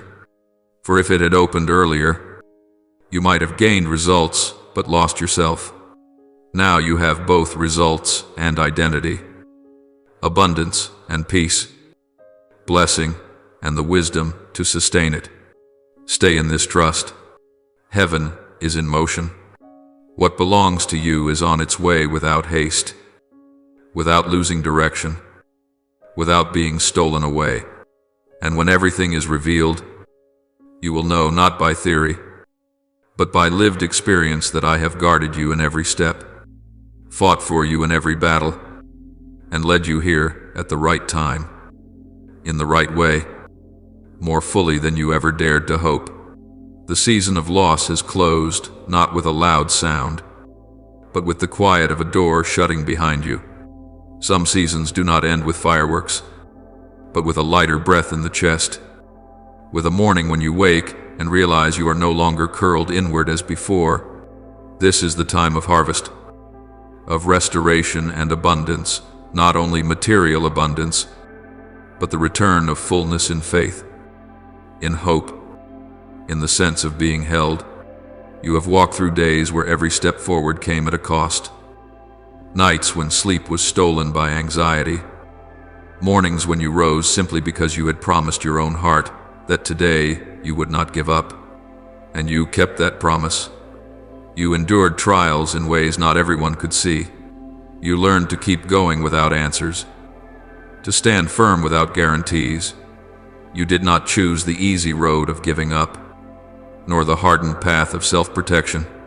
You chose to stay with trust, even when it was tested to the limit. There were times when your faith was no longer bright, it was only a thin thread. Yet you held on. You did not set it down. You did not turn away, and in that very choice, you were kept, even through long stretches of silence. When you called and heard no reply, I was still guarding you. I did not leave when you were tired.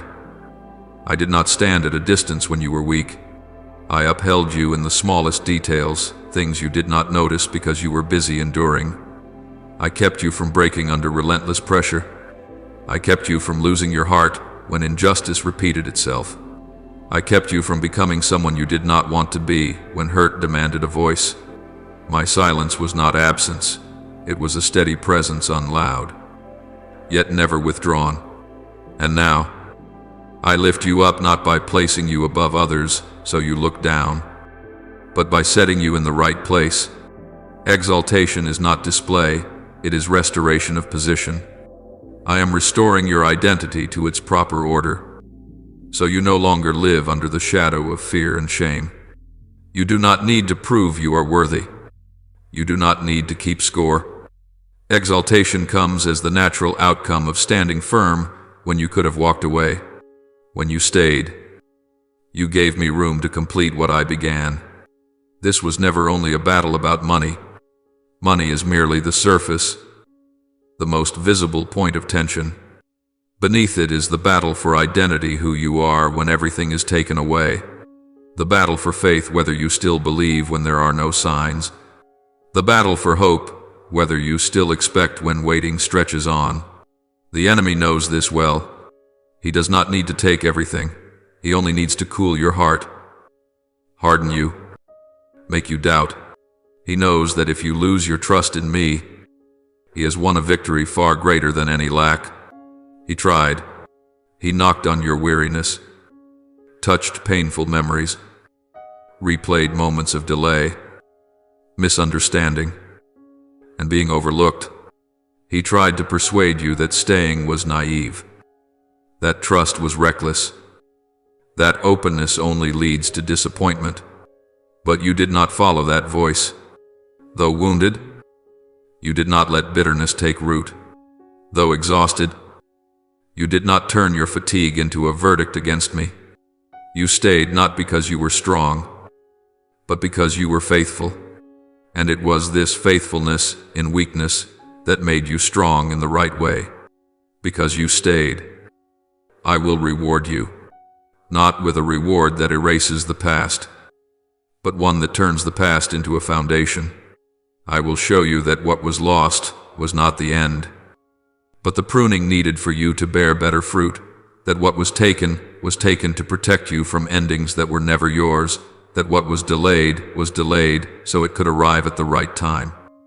When you had the depth to hold it without losing yourself, my reward does not merely restore, it reorders. It does not only compensate, it places you into a new alignment. The harvest comes not to make you rush, but to teach you to gather with wisdom. You will see restoration unfold in layers, first within, then flowing outward. You will notice a calmer heart when facing decisions. You will find yourself no longer reacting from old fears. You will see resources opening, doors easing, relationships healed or replaced by something healthier. You will see abundance arrive together with peace, without panic accompanying it. Let me say this so your heart may be steady. The reward does not come because you were perfect. The reward comes because you were faithful. Faithfulness is not the absence of falling. Faithfulness is rising again without walking away. Faithfulness is staying when the silence stretches long. Faithfulness is keeping your heart soft when you have every reason to harden it. Faithfulness is refusing to trade trust for temporary comfort. I see this, and I know how to honor what I see. In the days ahead, you may find yourself placed into new positions, positions of trust, of responsibility, of influence. Do not be afraid of these places. I do not set you where you lack the strength to stand. I will walk with you, guide you, and correct you when needed. Exaltation comes with covering. Abundance comes with wisdom. Harvest comes with a new rhythm of life, slower on the inside, steadier on the outside. Remember this, the enemy wanted you to lose everything, including your faith, but he did not take what was most precious, because you did not hand it over. You held on to faith even when it felt fragile. You held on to hope even when it was small. You guarded your heart even when pain knocked at the door. And because you kept it, I kept you. Because you stayed, I completed what I began. Now, step into the new season with humility and courage. Humility, to know that everything comes by grace. Courage, to receive good things without suspicion. Do not rush to forget the lessons of the previous season. They are treasures that keep you aligned. Do not allow painful memories to pull you backward. Let them become testimonies of faithfulness. You are no longer in a season of loss. You are in a season of harvest. And when you look back, you will understand why the road had to be this way. You will not say, "If only," but instead, "Thank you." For if there had not been days when you stayed while leaving, would have been easier. You would not have gained the depth required to hold what I am about to place in your hands. I guarded you in the silence. I upheld you in weakness. And now I lift you up at the right time, in the right way, and more fully than you ever dared to hope. In your financial life, the coming weeks will carry a very different tone, not because you discovered a new formula, nor because you suddenly became better at calculating. There will be things that happen which, if you try to explain them through logic alone, you will find yourself short of words, for I am not limited by the straight lines of human reasoning. I move beyond the patterns you are used to relying on to understand the world. And this is exactly how it will be. I will act in ways that exceed your expectations, yet never exceed my love for you. You will begin to recognize my hand in very specific places. Numbers that once felt dry and lifeless will begin to speak. Bank statements you once viewed with anxiety will carry lines that cause you to pause, look more closely, and breathe more slowly. Not because you became wealthy overnight, but because order has been restored. Certain provisions will arrive at the right time. Certain burdens will be lifted at the right place. Certain figures will be rearranged in ways you could not have predicted. You will realize that my hand does not touch only what is large. I touch every small detail so you may know that you are being cared for.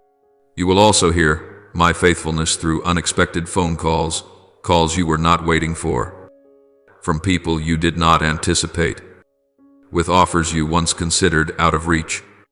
It may be an opportunity opening sooner than expected, support arriving without pleading, or a confirmation you have waited for far too long.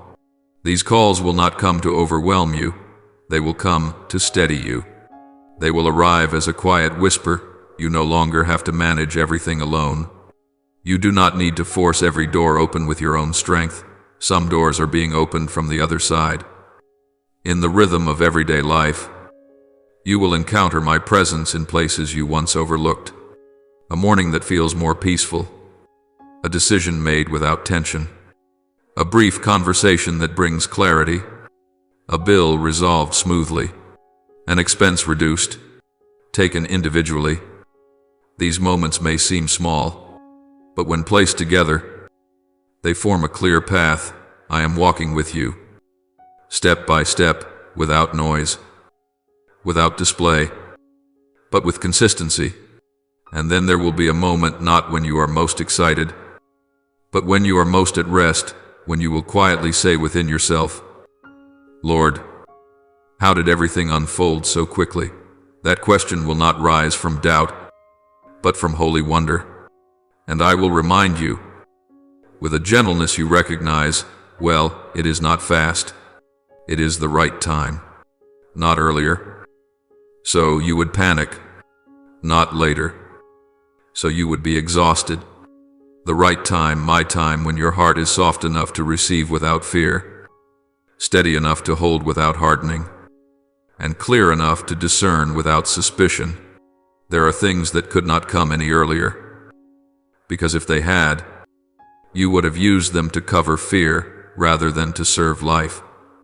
I waited for your heart to be healed, for your identity to be reset, for the voices that pulled you downward to be silenced.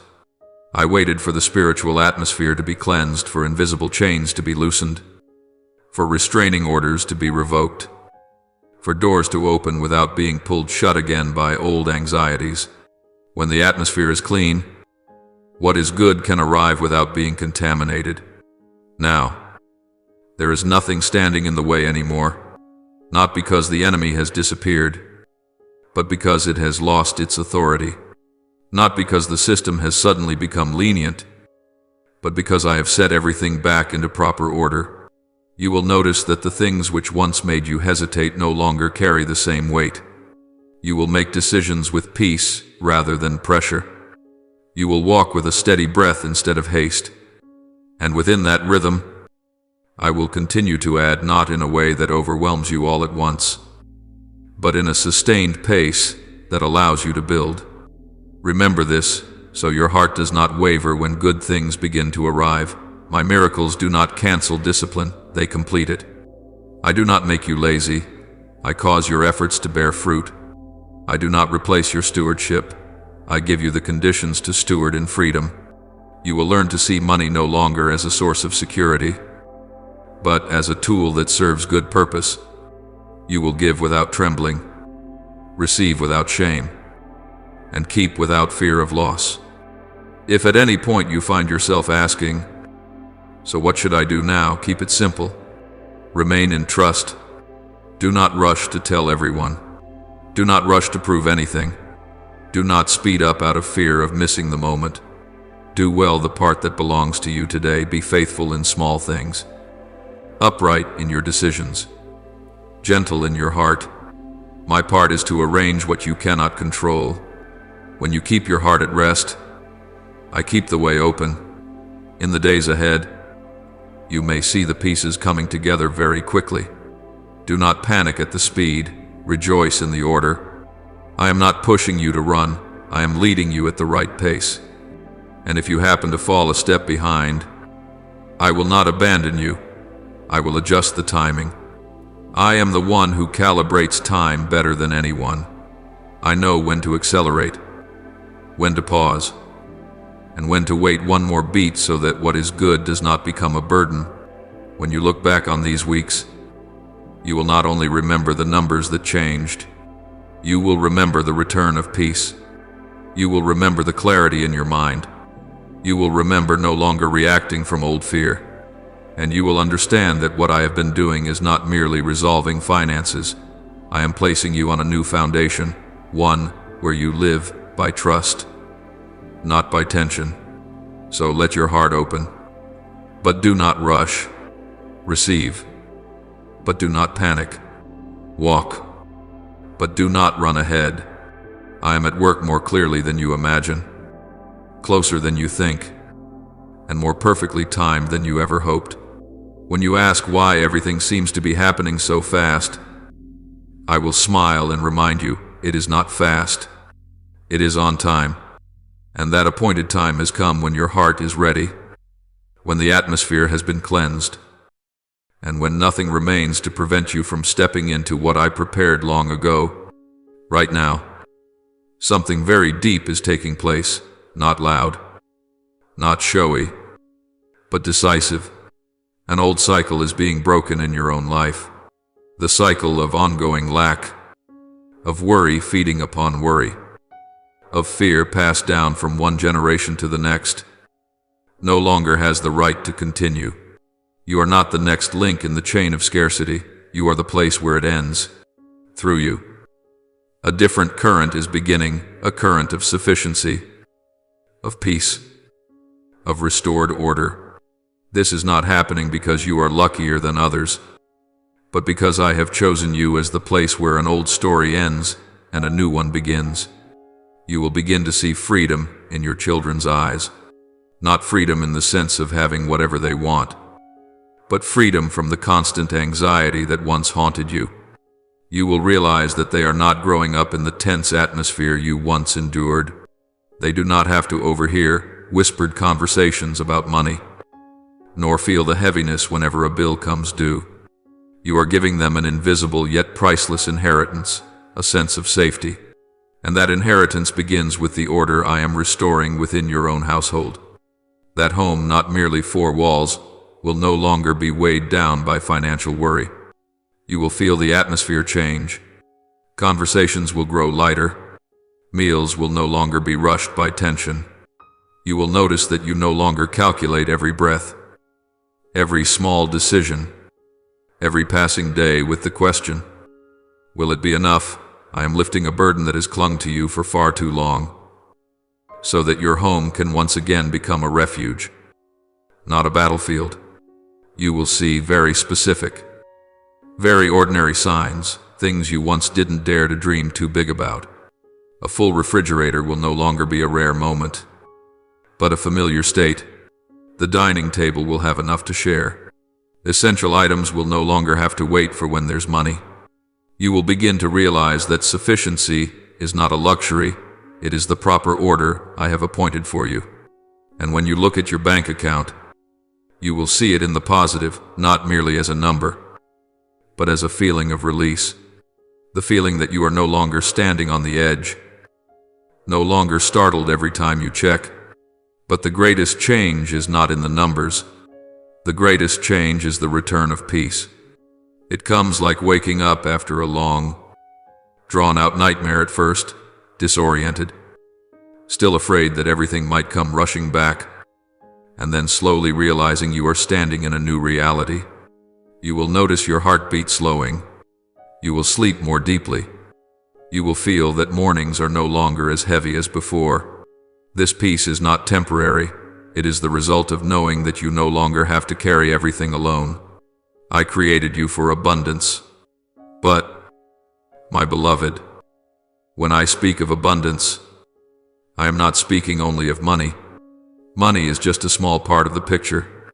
Abundance is when you no longer live with a mindset of lack, when you no longer wake up each day with anxiety about what tomorrow will bring, when you can close your eyes and rest deeply, not because every problem has vanished, but because you know you are being held.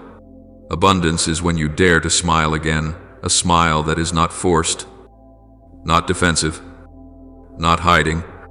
Abundance is when you dare to make plans without fear, when you can think about the future without immediately shrinking your dreams, when you can say, "We will do this," instead of, "Maybe someday." You will notice yourself beginning to think long term, not because you control everything, but because you trust that a hand is guiding you. You no longer have to live in survival mode. You are being invited into stewardship of time, resources, relationships, and even dreams. You have been bracing yourself for so long that at times you no longer realize you are allowed to relax. But I am teaching you how to live more lightly without becoming irresponsible, more peacefully without becoming passive. I am changing not only your circumstances, but the way you respond to them. What once sent you into panic no longer holds the same power. The fears that once governed your decisions are slowly retreating. Understand this deeply: the breaking of the cycle of lack is not only a blessing for you, it is a declaration for the generations after you. You are drawing a sacred boundary and saying, "From here on, the story will be different." Not because you are perfect, but because you dared to believe and remain. You did not let fear define you. You did not let the past decide the future. And therefore, I fulfill my part. There will still be days when you must learn, adjust, and mature in how you handle abundance. I do not promise that there will be no more challenges, but I do promise that those challenges will no longer come from relentless lack. You will face new things from a different foundation, a foundation of sufficiency and peace. And from that foundation, you will not be swept away. You will stand firm. My beloved, allow yourself to enjoy this change without guilt. You do not need to apologize for being at peace. You do not need to feel ashamed because life feels lighter. I did not pull you out of a nightmare so that you would live in fear of its return. I brought you out so that you could learn to live in the daylight, eyes open, breathing deeply, walking forward without constantly looking back. Remember that the abundance I give always comes with purpose. When you live more lightly, you will love more deeply. When anxiety no longer suffocates you, you will have room in your heart for others. When you are no longer fighting just to survive, you will have energy to build. I do not give abundance so that you close in on yourself. I give it so that you open up and open your heart, open your hands, open your future. And as you continue into this new season, I want you to learn something very subtle but profoundly important. Do not rush to look back in fear. Some people, as soon as they step out of lack, begin living in a guarded posture, as if the nightmare could return at any moment. I did not call you out of the old cycle so that you would live in vigilance. I called you out so that you could learn to dwell in the truth that you are being kept, that this new foundation is not as fragile as you think. You do not need to grip everything tightly to protect it. I am covering you with my own faithfulness. There will be moments when you realize that you respond differently to familiar situations. Before, a small signal was enough to make your body tense, your heart race, your mind spiral into worst-case scenarios. But now, you will find that you can pause. You exhale. You are no longer pulled back into the old vortex. This is not because you have become careless, but because you have been healed. When fear no longer rules, wisdom finally has space to speak. I am training you to live with clarity, not by survival reflexes. In the abundance I give you, You will learn how to steward, not to control, but to care. You will know when to spend, when to hold, and when to give. You will not give out of pressure or guilt, but out of joy. You will not hold back out of fear, but out of discernment. I do not place you in abundance to test you. I place you there because you have matured enough to keep your heart upright amid good things. And if there are moments when you feel unsure, I will remind you gently, patiently, so that you do not lose your way. I also want you to know that abundance does not distance you from me. It clarifies the bond between us. When pressure no longer weighs you down, you will hear me more clearly. When you no longer have to scramble, you will recognize what I whisper in the quiet. You will see that I am not only the one who rescues you from lack, but the one who walks with you in everyday decisions. I am there when you make plans, when you weigh your choices, when you dream new dreams you once did not dare to dream. And, my beloved, let me speak about your children, the generations watching you every day. They learn not only from what you say, but from how you live. When they see your peace, they learn that life is more than constant battle. When they see you steward abundance with humility, they learn that money is not an idol. When they see you give without fear, they learn that their source never runs dry. You are teaching them a lesson you were never taught. Security does not come from hoarding, but from knowing you are cared for. There will be moments when you face old memories, memories of lack, of anxiety, of days when tomorrow felt uncertain. Do not push them away in panic.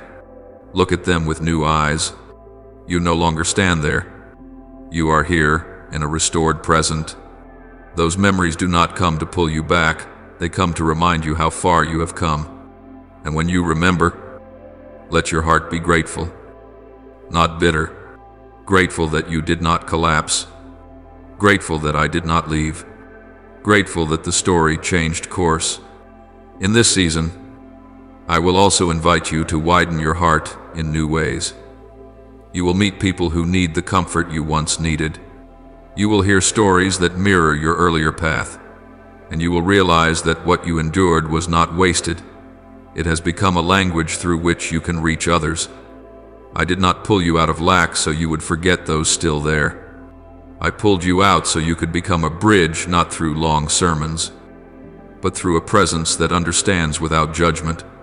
Remember this, you do not need to prove your abundance through images or words. True abundance is always quiet. It shows itself in how you treat others, in the freedom in your eyes, in a pace of life no longer rushed. You do not need to compare. You do not need to chase anyone's standard. I did not give you a template to copy. I gave you a path to walk, a path fitted to your identity and your rhythm.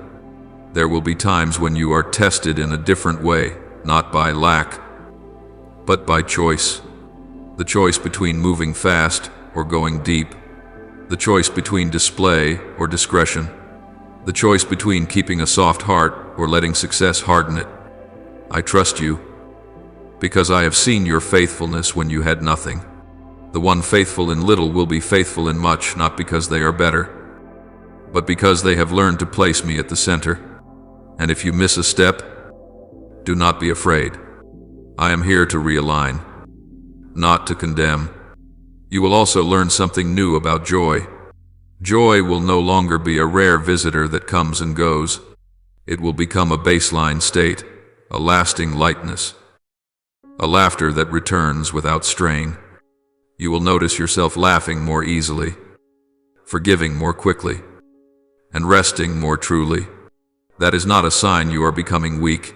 It is a sign you are becoming yourself. I did not create you to live rigidly. I created you to live fully in your work, in your family, and in the ordinary moments you once lacked the peace to enjoy. Let me remind you of this. So you do not lose your way in good days. Your source is not abundance. Your source is me. Abundance is the flow. I am the spring. When you remember this, You will not fear losing, nor fear having. You will stand steady amid change, because you do not anchor your identity in circumstances. And if one day adjustments are needed, I will be there, not to let you fall, but to teach you. In the weeks and months ahead, you will find yourself making long-term plans with peace. You will think about the future without trembling. You will build step by step, neither rushed nor delayed, with wisdom. I do not promise every road will be straight. I promise you will not walk alone. When you need guidance, I will speak. When you need rest, I will remind you. When you need courage, I will uphold you. And when you need remembering, I will whisper again the truth that brought you here. Finally, my beloved, let your heart remain in gratitude. Gratitude is not forgetting hard days. It is seeing hard days in the light of the present. Gratitude does not make you passive. It makes you awake. When you live with gratitude, you keep the flow unobstructed, not because I need it, but because you need it to live lightly. The old cycle has ended. A new cycle is unfolding, not only today, but every day you choose to trust, choose to stay, choose to walk in truth. You are no longer one who runs from fear. You are one who lives in sufficiency. You are no longer haunted by tomorrow. You are building tomorrow with peace. You no longer wake up with anxiety. You wake up with holy expectation. You have lived for far too long in survival mode, a state where each passing day is an effort to keep everything from collapsing. You woke up with a mind stretched tight like a drawn wire, pouring all your energy into patching, managing, and sealing the cracks as soon as they appeared. There was no room to dream, no time to breathe deeply. There was only the task of holding on. I saw you in those days, walking fast, making rushed decisions, your heart pounding from the fear of falling behind, the fear of lack, the fear that one more slip would cause everything to come undone.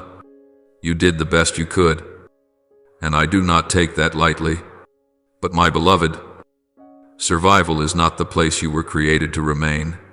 Now, I am drawing you out of survival, not with a sudden yank that leaves you disoriented, but with a steady repositioning. I am placing you into authority. This does not mean you become hardened or domineering.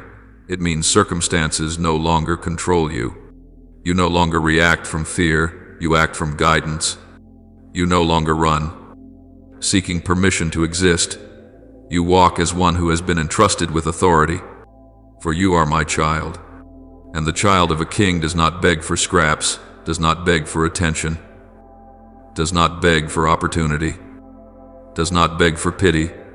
You stand in your identity, and from that identity, you receive. The blessing I am releasing over your life is not meant to make you busier. It is meant to cause everything that has been stagnant to begin flowing again. Blocked currents in your work, in your finances, in your relationships will be cleared, not by you straining one more time, but by my precise arrangement. You will notice that the first movement is quiet. A decision gets approved. An answer comes sooner. An appointment is rescheduled just right. An idea is welcomed. These small movements will assemble into a new trajectory, one where you are no longer held back by old knots, doors that seemed locked for decades, locked by procedures, by prejudice, by precedent, by familiar phrases like impossible or not. The right time will open one by one, and you will be surprised that they open without force. You will not need to persuade endlessly, explain excessively, or lower yourself just to be heard. I will open them. When I open, no one can shut, and when I shut, no one can force them open. You will learn a new lesson. Your effort is no longer to push doors, but to step through when they are already open. I will arrange circumstances not to make everything perfect, but to make everything fitting. Fitting for a new rhythm of life. Fitting for a restored identity.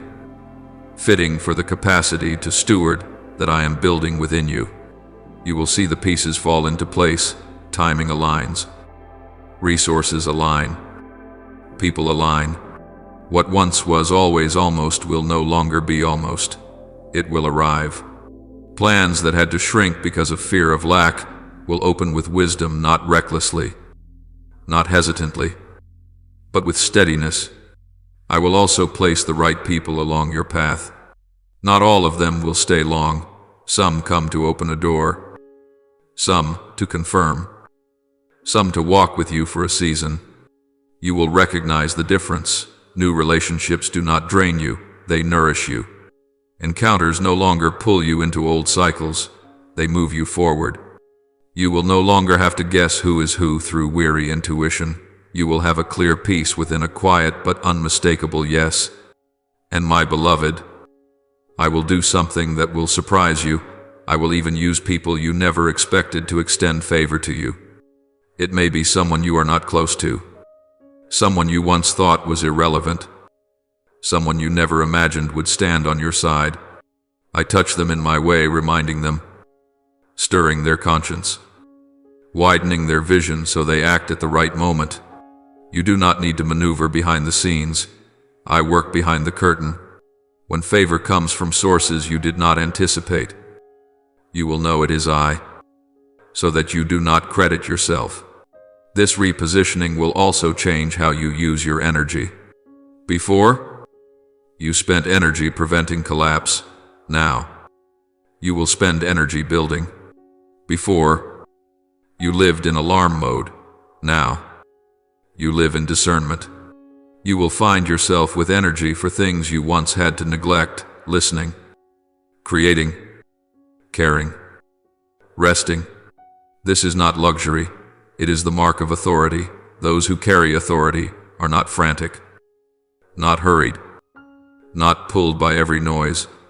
I know there will be moments when you hesitate, because the memory of survival still whispers.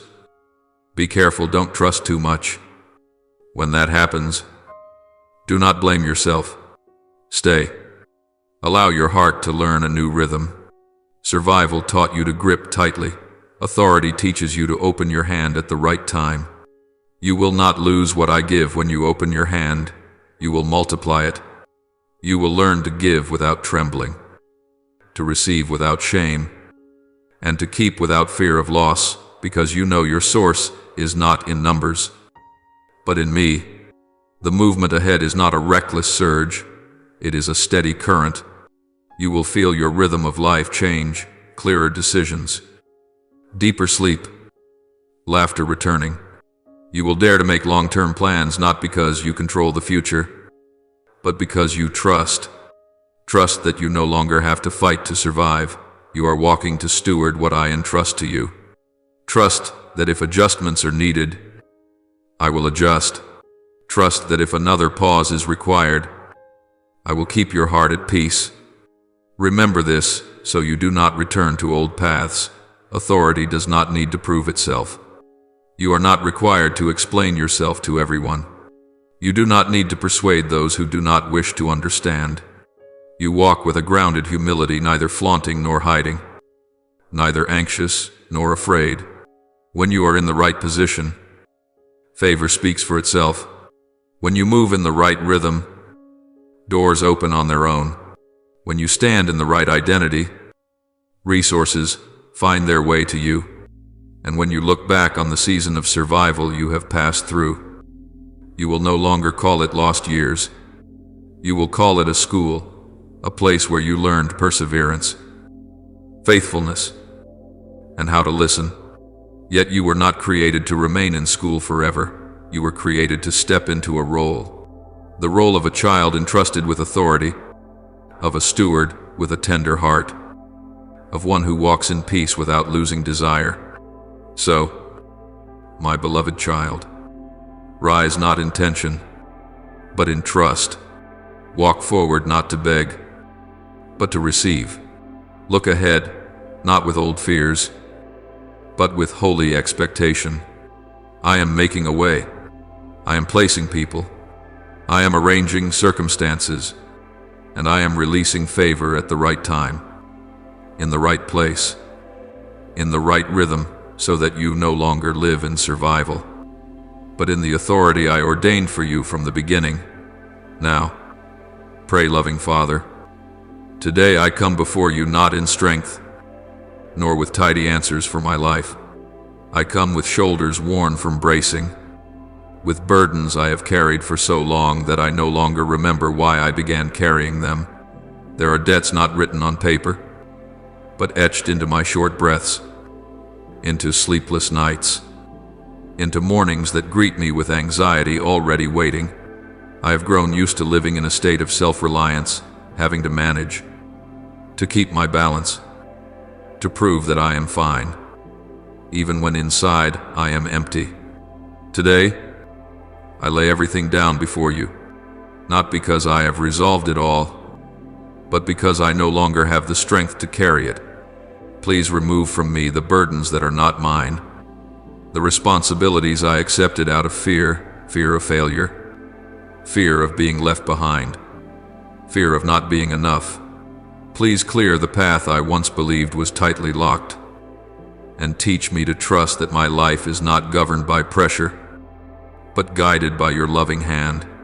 Father, I confess that I have grown accustomed to living within limits, not because I desire little, but because I am afraid that hoping for more will only lead to deeper disappointment. I learned to shrink my dreams to protect myself, to say this is enough, while my heart still longs to live lighter, deeper, and freer. I ask you to touch the fear of lack that has taken root within me, the fear that keeps me tense about tomorrow, always believing that if I do not control everything, it will all fall apart. Teach me that your blessing is not a trap, and that peace is not something I must be wary of. Replace in me the mindset of self-rescue with true trust, so I may learn to receive without shame, to rest without guilt, and to hope without punishing myself for having hoped. Father, there have been nights when I quietly wondered, have you forgotten me? At times that doubt turned into a more painful thought, am I being punished? I did not dare to speak it aloud, but I carried that question in my heart, letting it slowly erode my peace. Today, I ask you to uproot that false belief completely. Help me know with clarity that lack is not punishment, and that difficult paths are not signs of your absence. Teach me to discern the voice of truth from the lies sown when I am weakest. Restore in me the image of a gracious Father, who does not measure love by circumstances, but by an unbroken presence. Father, when everything I once leaned on fell away, when human promises no longer stood firm, when I was left with nothing but myself and the emptiness, I thought it was failure. Today, open my eyes to see that it was the moment you were closest to me, not because you had just arrived, but because everything that obscured you had moved aside. Help me realize that I do not need to possess anything for you to remain with me. I do not need to prove my worth to be held. Heal in me the habit of self-blame, and teach me to rest in the truth that I am loved without condition, guarded even when I do not understand what is happening. Father, please keep me present in the moments when I most want to leave. Stay with me when I am tired. Stay with me when I am ashamed of not being enough. Stay with me when light begins to break in, yet I want to retreat for fear of losing it. Replace in me the old refrain, "It will be lost anyway," with your truth, that good things do not come to taunt me, but to remain and restore me. Give me the courage not to sabotage days of peace simply because I am unfamiliar with stillness. Teach me that sometimes faith is not moving forward, but staying long enough to be touched. Father, teach me to listen without haste, without argument, without the posture of asking while fearing. Let silence become the place where you set your voice within my heart. If there are things I need to release, show me with gentleness. If there are things I need to trust more deeply, support me so I no longer tremble before the future. Free me from the pressure to understand everything. Grant me light sufficient for the next step, and a heart soft enough to follow that light, even when I cannot yet see the entire path. Father, I surrender to the deeper work you are doing, not merely removing debt, but redirecting an entire way of living, not merely solving problems, but reshaping identity. Teach me to emerge from this season not as one who survived, but as one who has been renewed, living in trust rather than vigilance, in stewardship rather than fear of loss, in the confidence of belonging to you rather than the need to prove my worth. May the outward redirection lead to inward transformation, so that the way I think, the way I choose, and the way I speak to myself are all reset within your order. Father, at last, I allow myself to rest, not because I am giving up, but because I am laying my burdens down in the right place. I am not my own savior. I am simply one who is loved. Help me remain within your promise, even when I cannot yet see the shape of its fulfillment. Father, take hold of what remains in me, no matter how small, how weak, how trembling, and plant it in your steady hands. I trust that what you have promised will not return empty. And today, I choose to stay in your presence, to stay in love, to stay long enough to be led into a new chapter of my life, where your restoration and justice slowly unfold, day by day. Loving Father, I come before you with something I rarely dare to say plainly. I am not only tired from pressure, I am tired from the feeling of having to bow under circumstances. There are moments when I feel pulled down by numbers, by responsibilities, by invisible expectations from others, and by the voices of self-accusation echoing within me. I have tried to live uprightly, tried not to do wrong, tried to keep my heart from bitterness. Yet there are days when my dignity feels worn down by the constant need to manage just to survive. Today, I ask you to restore within me a clean steadiness, a steadiness that does not come from having enough money or enough achievements, but from belonging to you. Remove from me the urge to chase respect, to endure merely to prove my worth. Renew my sense of dignity according to heaven's way, not arrogant, not self-exalting, but never self-diminishing either. Teach me to walk in integrity without being crushed by shame. If there is anything I need to correct, correct me with love, not with fear. If there is anything I need to release, help me let go without regret.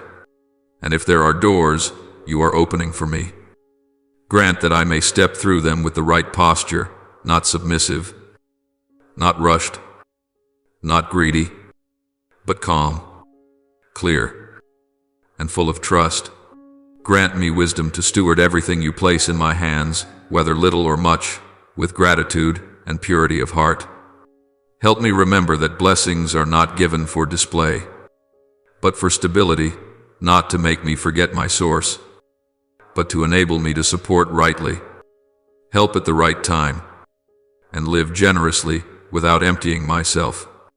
I lay before you my honor, my name, my story. Restore them fully, so that I will not need to explain myself. For your peace upon my life will become the testimony. I also ask you to heal the memories of hopes that were raised and then shattered. Uproot from me the reflex to sabotage before good things have time to remain. Teach me to stay long enough for my heart to trust again, not trust fleeting emotions, but trust your unchanging nature. And when provision, deliverance, and turning points arrive, keep me humble. Help me not forget the days you sustained me through small, quiet mercies. Remind me that the greatest gift is not merely that problems are solved, but that I am restored to live with a different rhythm of breath, the rhythm of one who is cared for. I offer this prayer in the holy name of Jesus Christ. Amen. Do not forget to subscribe and turn on notifications so that together we can build a strong and growing community of faith.